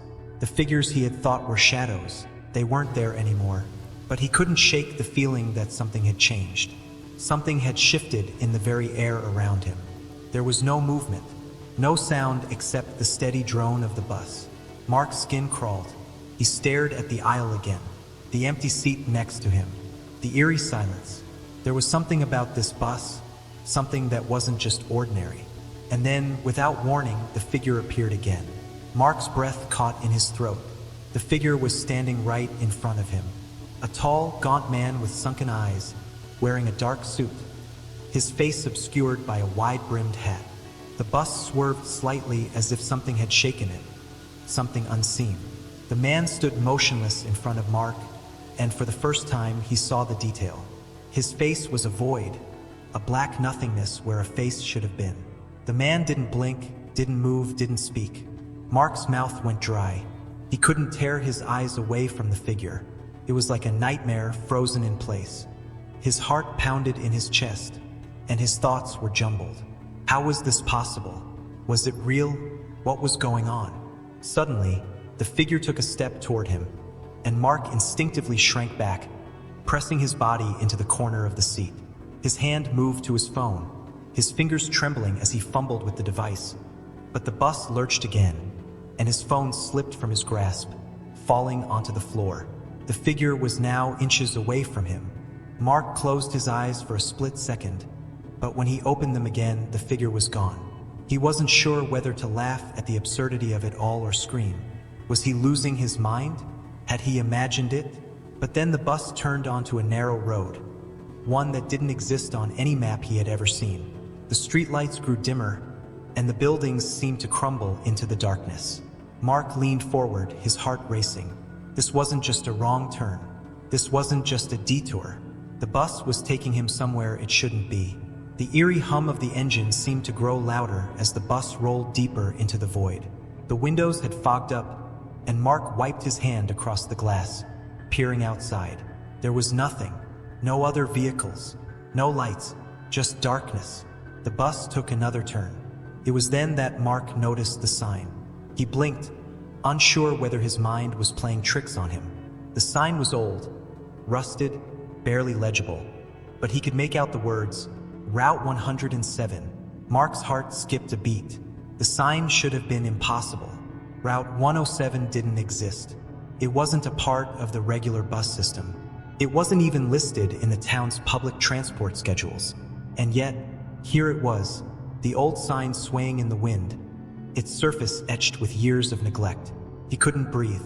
What was happening? Was he still in the town? Was he trapped in some kind of nightmare? Or was it something more sinister? Suddenly, the bus came to a sudden stop. The screech of the brakes filled the air, followed by an uncomfortable silence. The lights flickered, and the bus seemed to tilt slightly as if something heavy had shifted. Mark's stomach twisted. His hands gripped the edge of his seat, and he stood up, trying to steady himself. He needed to get off. He needed to find out where he was. But before he could take a step, the driver's voice echoed through the bus. "Where are you going?" The voice was soft, almost a whisper, but there was something unnerving about it. Mark froze. "Where are you going?" The voice repeated, louder this time. It was coming from the driver, but it didn't sound like him. It sounded as if it was coming from a different place entirely, from somewhere deep within the bowels of the bus. The walls seemed to pulse, the air thickening around Mark, as if the very structure of the bus was alive. He turned around to face the aisle. The figure was back. It stood in the exact same place, its head tilted slightly, as if it was waiting for something. Mark's legs felt like they had turned to jelly. He couldn't move. The figure's presence was overwhelming, suffocating, like a weight pressing down on his chest. And then, just as quickly as it had appeared, the figure disappeared again, leaving Mark alone in the bus, surrounded by the silence and darkness. The door to the bus opened. Mark didn't know how he knew, but he was certain it was time. He was being forced to leave, forced to go. The The bus had arrived, and what awaited him outside was something worse than he could imagine. Mark's heart thundered in his chest as he stared at the open bus doors, a flood of cold air rushing in from the outside. He could see nothing through the haze of fog that surrounded the bus, just a dark expanse that stretched into oblivion. His hands trembled, his body cold despite the warmth of the bus. The figure was gone, but the terror hadn't lifted. The feeling of someone, waiting for him outside was palpable, like a heavy fog suffocating his thoughts. He needed to get off. He didn't know why, but he knew that if he stayed on this bus any longer, something worse would happen. He wasn't sure if it was the driver or the strange figure, but everything inside him screamed that he was no longer in control. He had to escape. But escape to what? Mark's feet felt as if they were glued to the floor. His body was paralyzed with fear, yet his legs moved on their own accord, slowly edging him toward the open doors. The dim glow from the interior lights of the bus illuminated the empty street outside, but there was no sign of life, no sound, just the oppressive quiet that seemed to close in around him. He had no choice. He stepped off the bus. The moment his foot hit the pavement, an overwhelming sense of dread washed over him. The street stretched out endlessly, empty and barren, and for a brief moment, Mark felt as though he had stepped into a place where time had stopped. The world was wrong, twisted in ways he couldn't explain. The bus doors slammed shut behind him, and the rumble of the engine started up again. Mark's head snapped around. He expected the bus to drive away, but instead, it stayed motionless. He glanced at the driver's seat, but the figure in the driver's cap was gone. The bus wasn't just idle, it was watching him. Mark's pulse quickened as his gaze shifted down the road, following the dimly lit path that seemed to extend into nowhere. The buildings on either side of the street looked like ghosts, faded outlines in the fog. None of them seemed familiar, not the street, not the houses. This wasn't the town he knew. Couldn't be. He stumbled forward, trying to make sense of what he was seeing. There were no signs, no landmarks, just an endless, empty street that appeared to loop back in on itself. Suddenly, the faintest sound reached his ears. A low murmur, like whispers on the wind, but coming from somewhere far off. His eyes scanned the darkness, his chest tightening with unease. He wasn't alone. He had never been alone. Mark tried to tell himself it was just the wind, just the fog playing tricks on him. But his instincts were screaming at him, telling him that something was very wrong. His mind raced back to the stories he had heard, the legends. Bus 107, people disappearing. And yet, here he was standing in the middle of it. The bus, now silent, seemed to loom over him, its lights dimming and flickering as if it were waiting for something. Mark turned his back on it, but he could feel its presence behind him, the oppressive weight of it. "Where are you going?" The voice came again, low and twisted, as if carried on the wind. It wasn't the driver's voice. It didn't sound human. Mark froze, his heart pounding in his throat. He couldn't tell where the voice was coming from, but it felt like it was inside his head, whispering directly into his mind. The ground beneath his feet shifted. He stumbled, his foot catching on something, a loose stone. He looked down, seeing the pavement crumble away, revealing a deep, dark hole, like the earth itself was being eaten away. Mark gasped and stepped back, panic rising in his chest. The bus was still behind him, waiting. He had to keep moving. Mark turned away from the hole in the ground and started walking, his eyes scanning the street for any sign of life, any hint of an exit from this nightmare. But there was nothing, just the eerie quiet and the darkness. And then, there was the sound of the bus starting again. The engine came to life with a deafening roar, cutting through the silence. Mark's heart lurched, and he spun around just in time to see the bus pull away from where it had been parked, its headlights cutting through the fog. It wasn't leaving, it was following him. Every step Mark took, the bus seemed to move closer, always staying just a few yards behind. He couldn't outrun it. No matter how fast he ran, no matter how far he went, it stayed with him. The lights on the bus flickered like an ominous warning, and the figure. He couldn't see the driver's face, but the presence was unmistakable. The figure was there, watching him, always watching, Mark's breath came in short gasps as he picked up his pace, the sound of his footsteps mingling with the hum of the bus. But no matter how fast he ran, the bus was always just behind him. He could feel it drawing closer, the darkness inside the vehicle swallowing up everything in its wake. Then he heard it again, a voice, this time louder, clearer. "Get on." Mark's heart skipped a beat, and he stumbled to a stop. The voice was unmistakable. It wasn't asking, it was demanding. It was as if the bus had become a living thing, its very essence twisted into something malevolent. The words echoed in his mind, sending a chill down his spine. He turned around and faced the bus. The doors swung open. Mark stood frozen, caught between the terror of the unknown and the undeniable pull of the bus. He could feel the weight of its presence pressing in on him. The fog thickened around him, and the air felt suffocating, as if the world had closed in, leaving him with no escape. Then the doors closed. The bus wasn't waiting for him anymore. It was making its move. Mark bolted, running with everything he had left in him, pushing himself to the brink of exhaustion. He could hear the bus behind him, faster now, closing in. The sound of the tires against the pavement was deafening, and Mark dared not look back. His legs burned, his chest tightened, but he couldn't stop. The bus was chasing him. The ground beneath him seemed to shift again, as if the earth itself was pulling him back, drawing him closer to whatever nightmare the bus carried. He had no choice but to run. But when he glanced over his shoulder, there was nothing. No bus, no figure, just the endless street stretching out into the void. And then, as he ran, he began to hear something. A song, a child's song, faint and distant, but unmistakable. And as he ran through the fog, Mark realized one terrifying truth. He wasn't running from the bus. He was running toward it. Story 5. The highway stretched out like a scar, an endless ribbon of asphalt cutting through the darkness.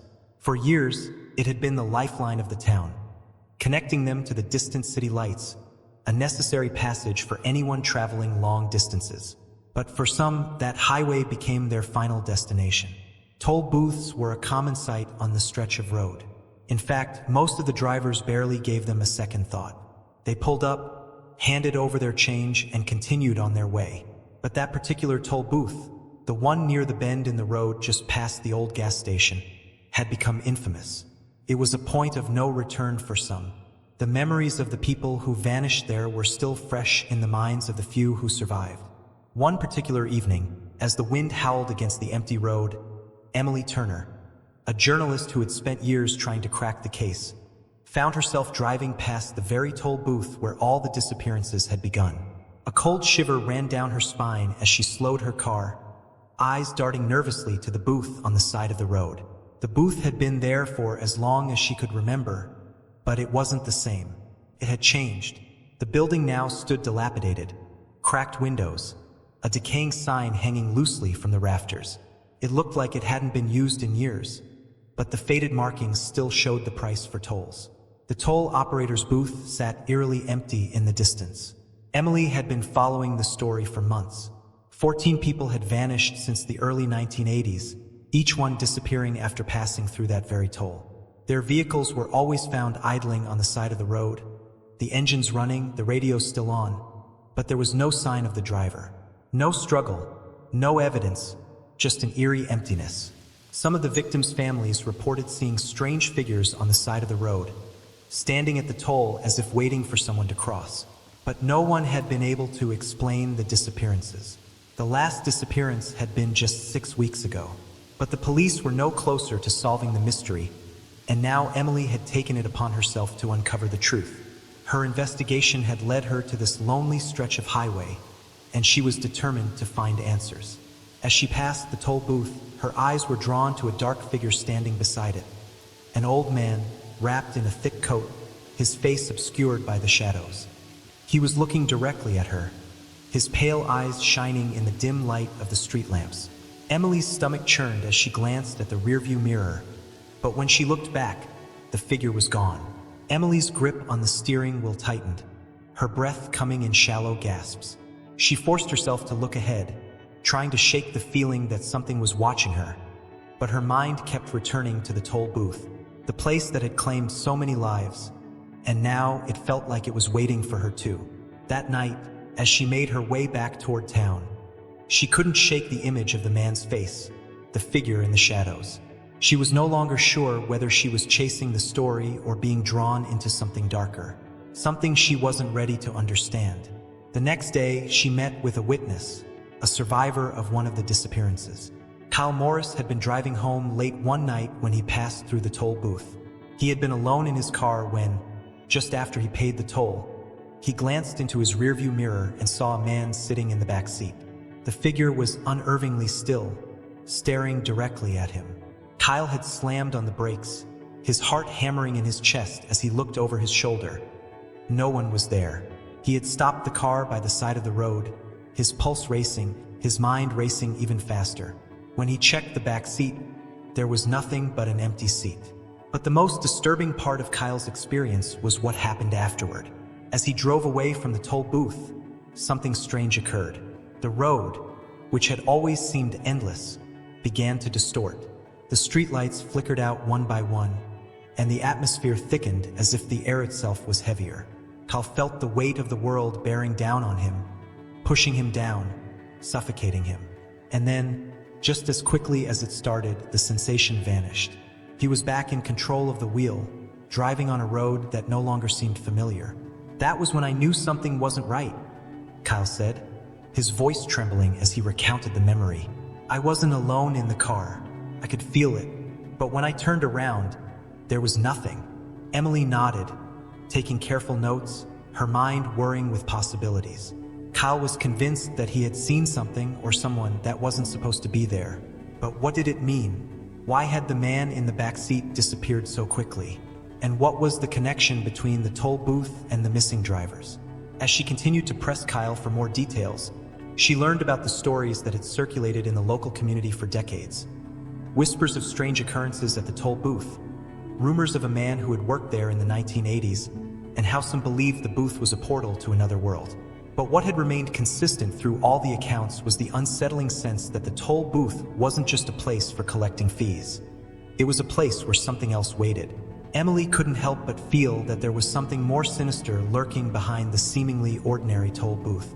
It had become a symbol for those who had vanished, a marker of their final moments. And the toll operator? The man who had worked there through all the disappearances? No one had seen him for years. His name had become a ghost, his existence barely remembered by anyone except those who had worked with him in the 1980s. But Emily wasn't done. She needed answers, and there was only one place left to go: the toll operator's house. The search for answers led Emily to the old house just a few miles from the toll booth.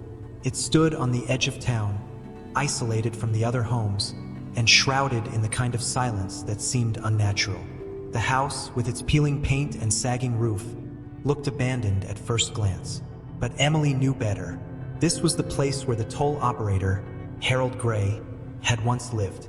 Her gut told her that the key to unraveling the disappearances lay within these walls, in the life of a man who had faded from memory, his name buried beneath decades of eerie silence. Emily parked her car on the shoulder of the gravel road and stepped out, the crunch of her boots echoing in the empty stillness. The wind whispered through the trees, carrying the scent of decay from the overgrown yard. She approached the front door with caution, her heart thumping in her chest as she reached for the weathered knob. It was a strange feeling, standing at the doorstep of a man who might hold the answers to the horrors that had plagued this town for so long. The door creaked open with a low groan as Emily pushed it forward. She stepped inside, and the air grew heavier with each breath. The house was dark, lit only by the dull afternoon light filtering through cracked windows.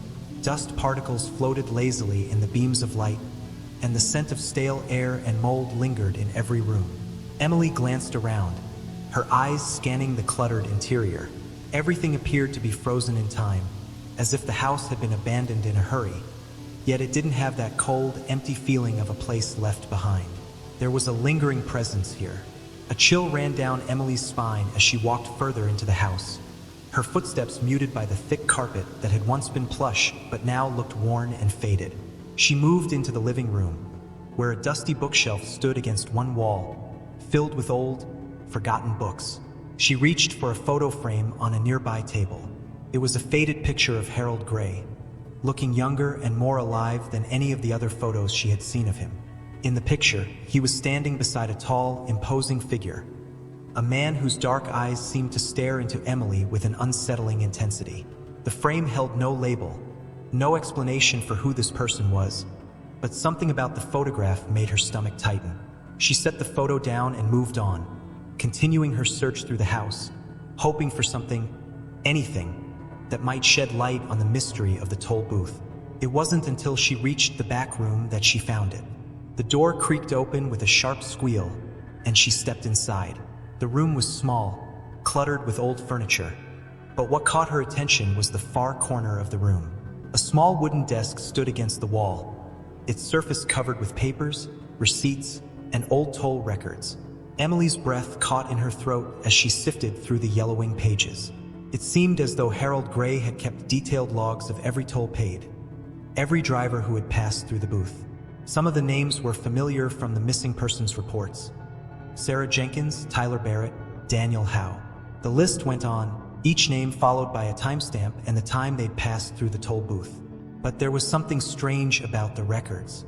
The entries didn't match up with the dates on the toll booth's official logs. Some of the times were impossibly late at night, while others were recorded during the early morning hours, times when the toll booth was supposed to be closed. The pattern wasn't just irregular, it was deliberate. Emily's fingers trembled as she turned the pages, the strange feeling in her chest growing stronger. There was a consistency here, a dark thread weaving through the names and the times. And then her eyes landed on something even more disturbing. A single entry, written in the margin of one page, in ink that looked too fresh to be part of the old records. "They're still coming." The words sent a shiver through Emily, and she felt a cold sweat on the back of her neck. Who had written this? And what did it mean? The hairs on her arms stood on end as she glanced around the room, suddenly aware of how quiet it had become. The wind outside had stopped, and the only sound was the soft rustling of the papers in her hands. It felt as though the house had shifted, its stillness now oppressive, pressing down on her. She couldn't shake the feeling that she was being watched. Suddenly, a faint noise echoed from the hallway. It was barely audible, a soft scraping sound, like something or someone was moving through the shadows. Emily froze, her breath catching in her throat. She strained her ears, listening intently. The scraping sound came again, closer this time, followed by a strange muffled thud, as if someone was moving something heavy across the floor. Emily's pulse raced. She was alone in the house, she was sure of it.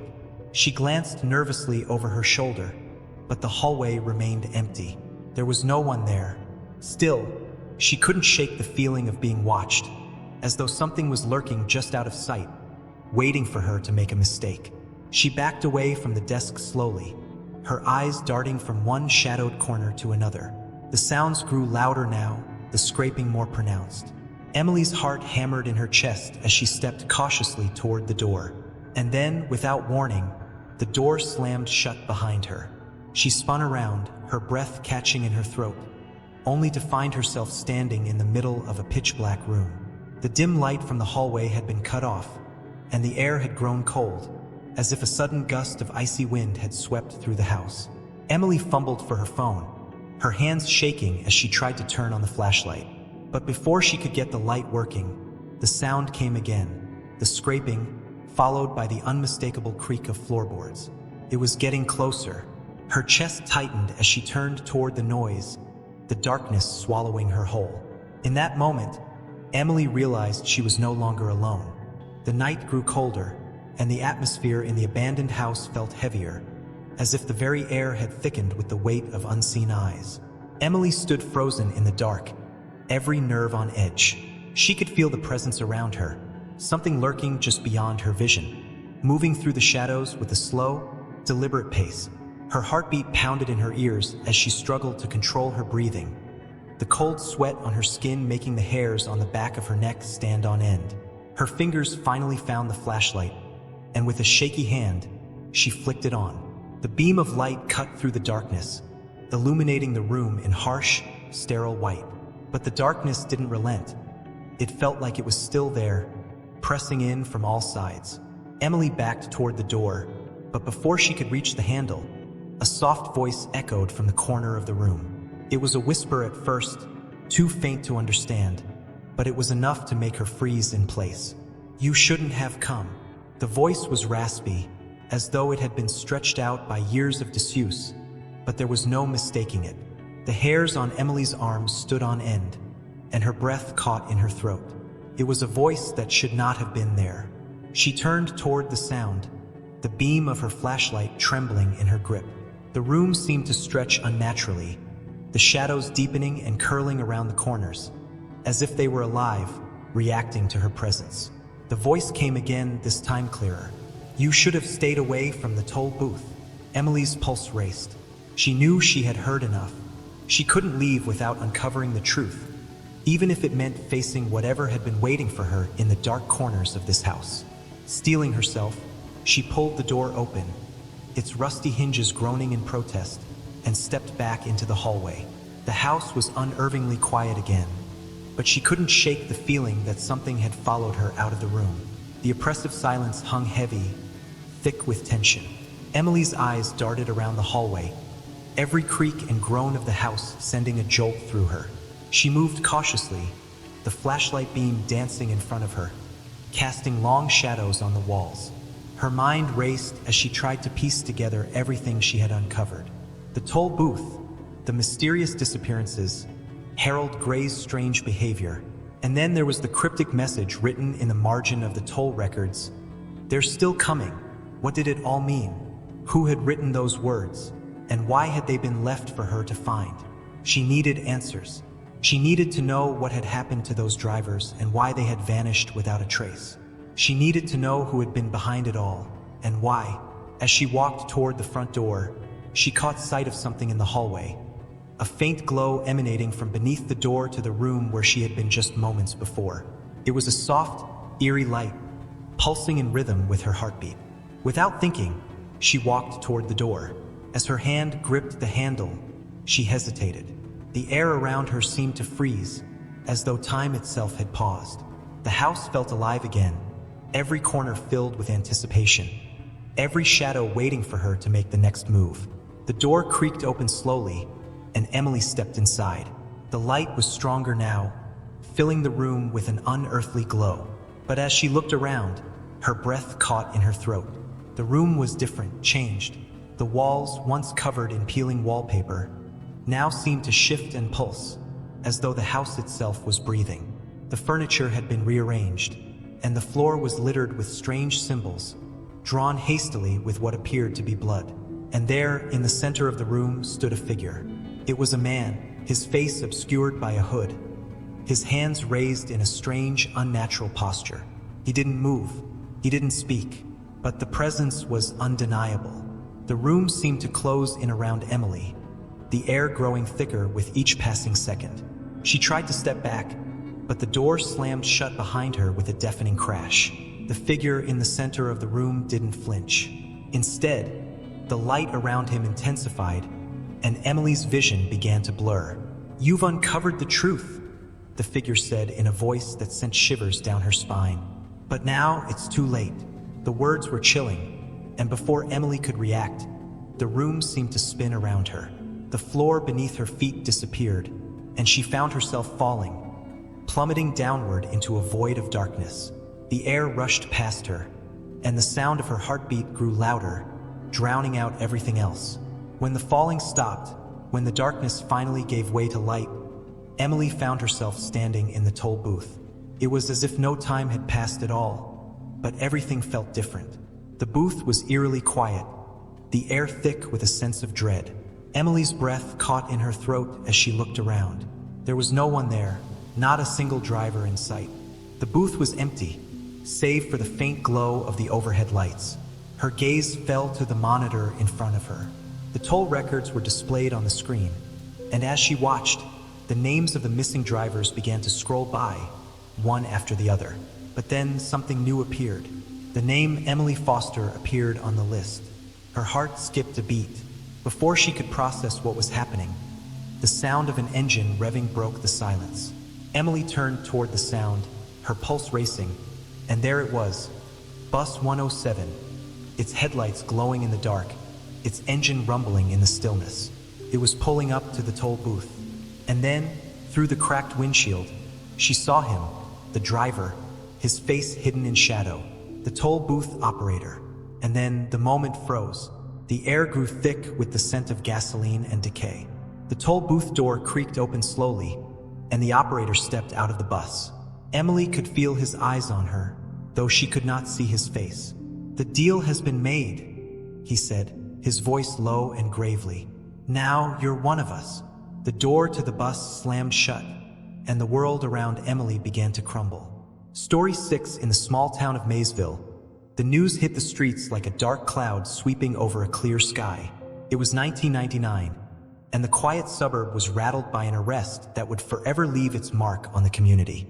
The man in question, only known by the police as Jack for the time being, was picked up late one evening after reports of suspicious activity around multiple homes.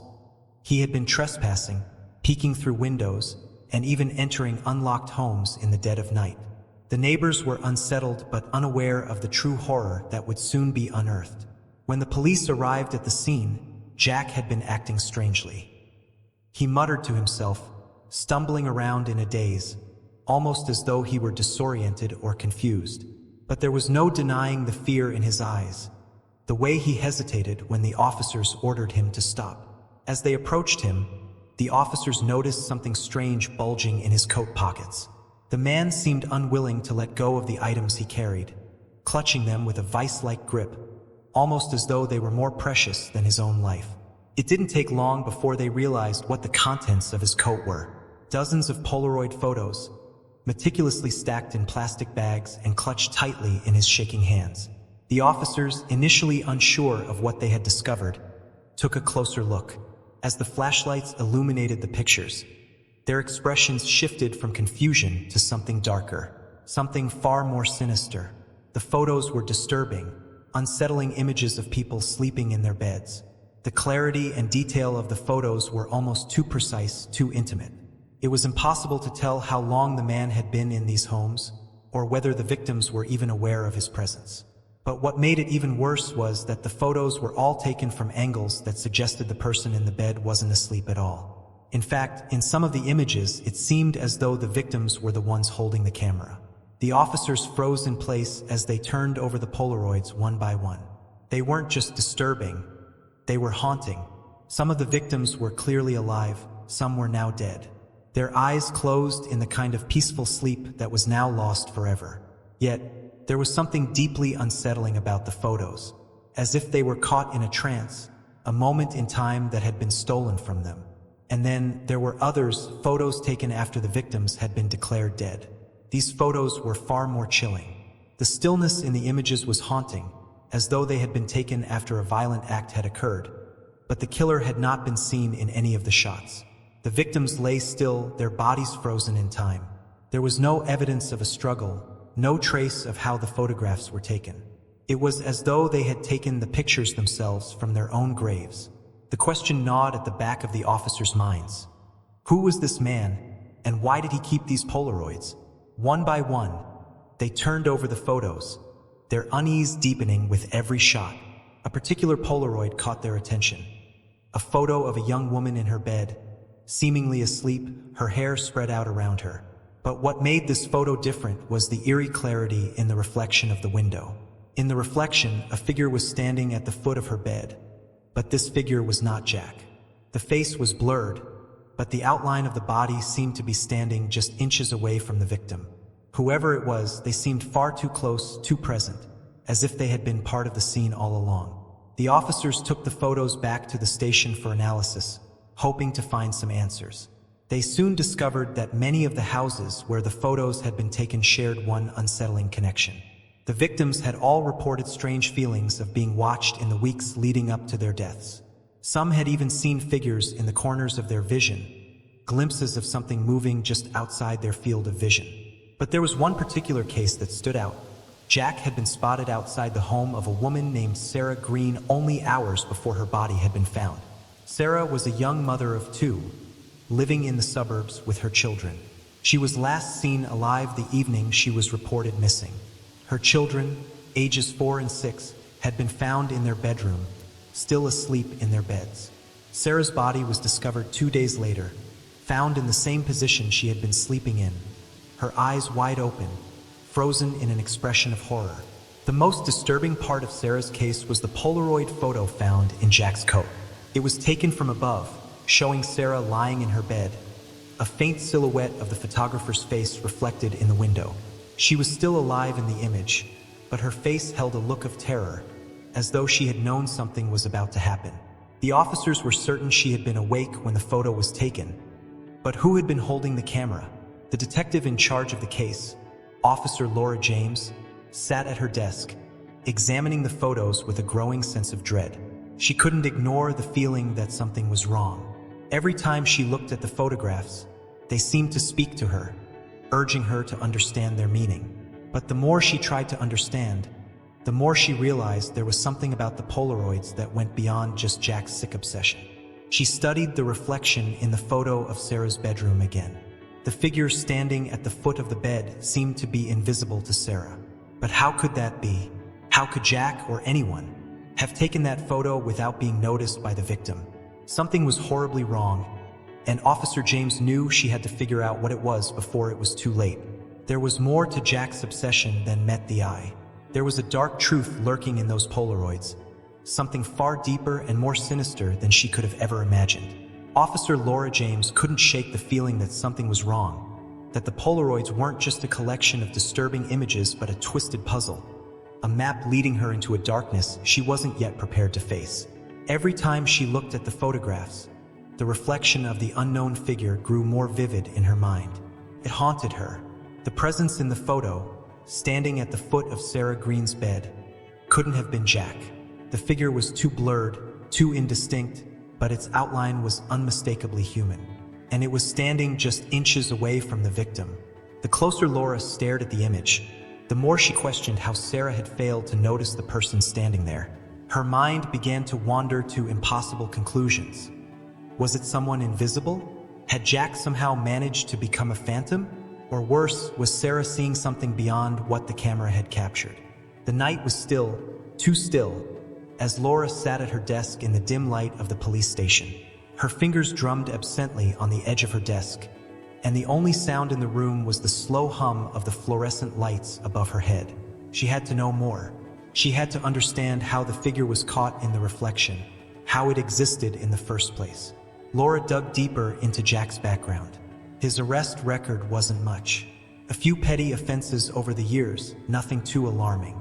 But there was one arrest from 1995, a trespassing charge that caught her attention.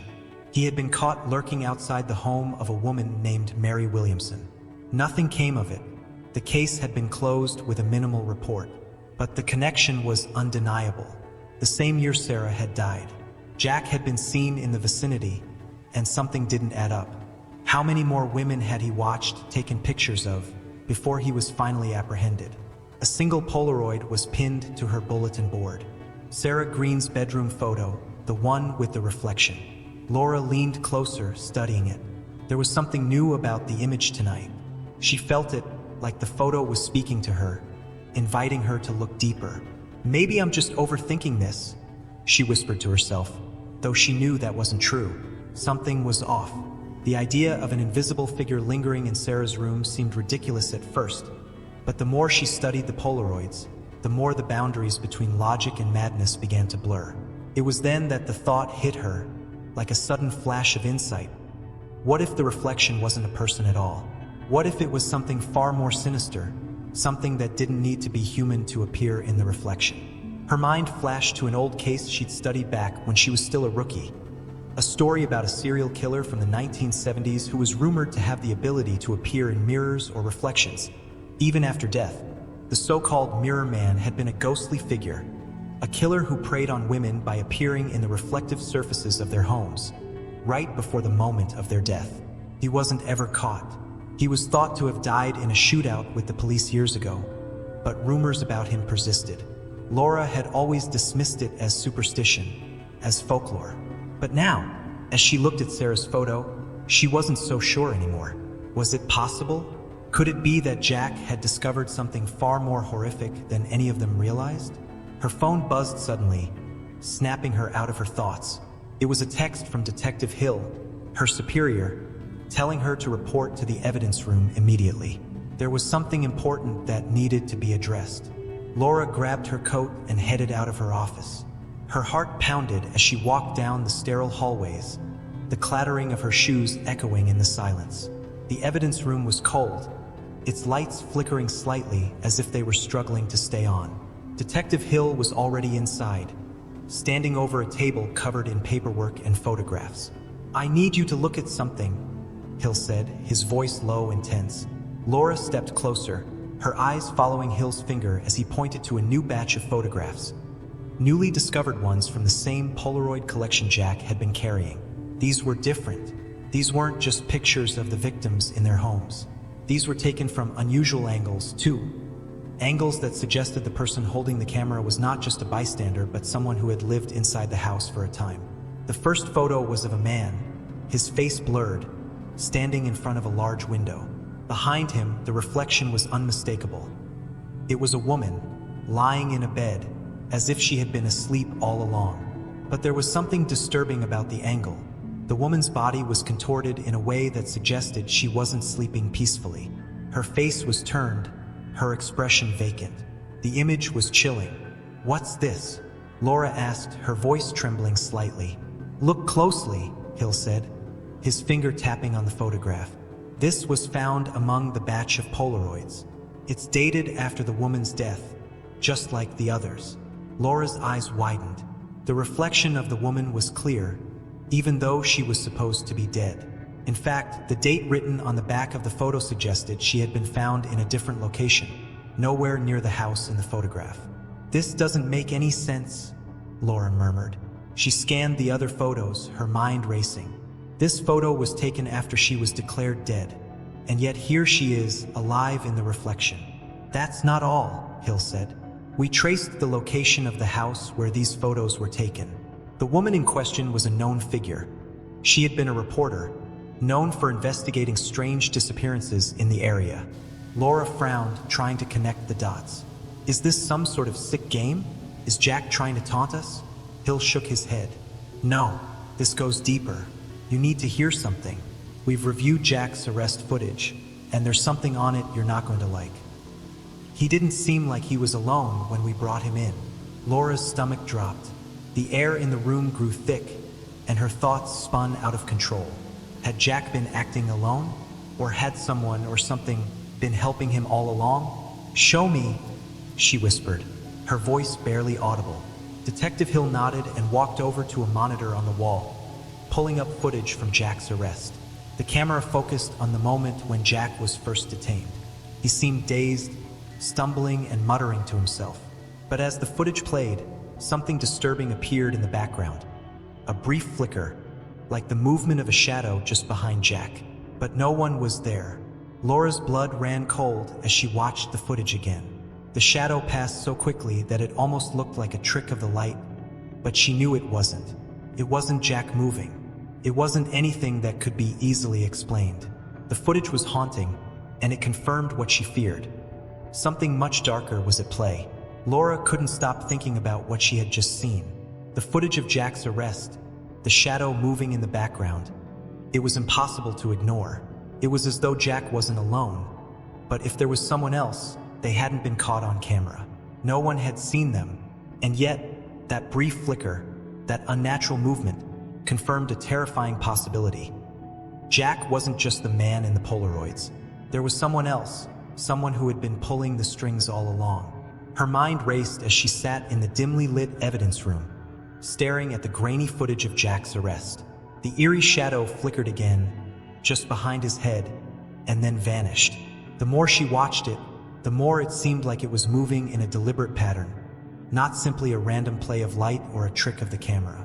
It was as though something or someone was carefully orchestrating every moment of this investigation. But who and why? What the hell is happening? Laura muttered to herself. She leaned back in her chair, pressing her fingers to her temples, trying to push the thoughts out of her head. She had to get back to the facts. The Polaroids, the victims, the strange reflections. There had to be a logical explanation. But the deeper she delved, the less logical it all seemed. The door to the evidence room creaked open behind her, and she turned to see Detective Hill stepping in. His face was grim, as though he had already seen too much of the horror this case had unearthed. He didn't speak immediately, but instead walked over to the table, pulling a file from a pile of papers. He set it down in front of Laura, his hands trembling ever so slightly. "We've got something new," Hill said, his voice low, strained. "You need to see this." Laura's stomach tightened. She could feel the dread building in her chest as she opened the file, her eyes scanning the papers inside. It was a list of missing persons, women who had disappeared over the past 20 years. But it wasn't just any list. Each entry had a photograph attached to it. Polaroid. These photos were taken after the women were declared dead, Hill explained, his voice barely a whisper. Just like the others, just like Sarah Green. Laura's heart sank as she flipped through the Polaroids. Each photo was chilling, capturing the women in their homes, often in the same intimate settings they had been in before their disappearance. But the most disturbing part? The women in the photos had not just been photographed posthumously. They had been captured in moments where they appeared to be alive, looking at the camera, moving, even smiling. "This can't be real," Laura whispered, feeling the weight of the photographs pressing down on her chest. "This doesn't make sense." Hill nodded grimly. "I know, but there's something else. Pattern. A name keeps showing up in these photos. Someone who wasn't supposed to be there." Laura flipped through the file quickly, her eyes scanning each Polaroid until she found what Hill was referring to. The figure was always the same.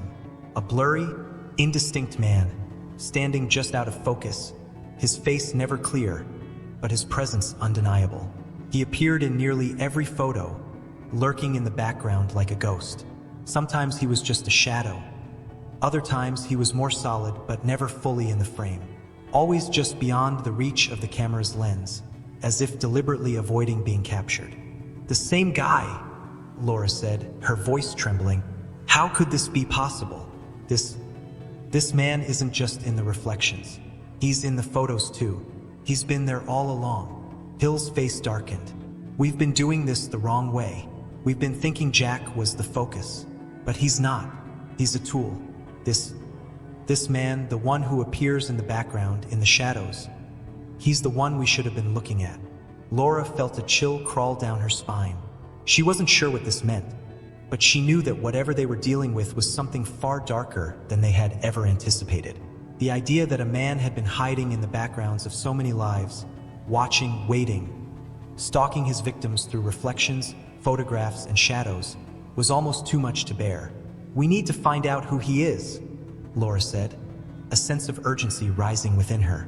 "We need to track down every victim who was photographed with him. There has to be a connection." Hill hesitated for a moment before nodding. "I'll pull the records from the missing persons cases. We'll start there." Laura stood up, her mind spinning as she gathered the Polaroids and documents in front of her. As she reached for the final photograph, she froze. The Polaroid she had been staring at for hours, the one of Sarah Green's bedroom, held a new detail. She hadn't noticed it before, but now it was impossible to ignore. The figure in the background wasn't just a shadow anymore. It was clearer. The outline of a man was distinct, standing just behind Sarah's body, his head turned toward the camera, as if watching the person who had taken the photograph. Laura felt her breath catch in her throat. The man's face wasn't entirely visible, but his posture, his stance. It was almost as if he was aware of the camera. A sense of dread filled her chest as she realized. This man wasn't just hiding. He was posing. "Laura," Hill's voice broke through her thoughts. "I need you to see something." She turned toward him, her heart pounding. He was holding up a new piece of evidence, a file that had just arrived. The name on the front was familiar. "It's Jack," Hill said, his voice heavy with meaning. "We just got this from his old residence. It's his journal, and it has something you need to know." With trembling hands, Laura opened the journal, flipping through pages filled with cryptic entries. Most of it was nonsensical rambling, a mix of thoughts about his obsession with the women he had watched, their movements, their lives. But one page caught her attention. It was dated 3 days before his arrest. "I'm not the one who's been watching them. It's him. He's closer now. I can feel him. I hear him calling to me. Soon we'll be together. He'll come for me last. But I'm not afraid. The final step will be glorious. Then we'll be free." Laura's skin crawled as she read the words over and over. The final step. Free. It didn't make sense, but it didn't matter. The journal confirmed what she had suspected all along. Jack was not the source of the terror. He was merely a conduit for something darker, something far more dangerous. The man in the shadows was coming closer, and with each day that passed, he was leaving fewer and fewer traces of himself behind. Laura closed the journal, her hands shaking. It was all too clear now. Whoever this man was, he wasn't just an observer, he was a participant. He was in control. And the Polaroids, the shadows, the reflections, they were just a warning. He wasn't done yet, and so the case was closed, at least on paper. Jack remained behind bars, a broken man muttering about shadows and reflections. The Polaroids were locked away in evidence, their images still too sharp, too real. And Laura James? She never returned to homicide. Some say she moved away.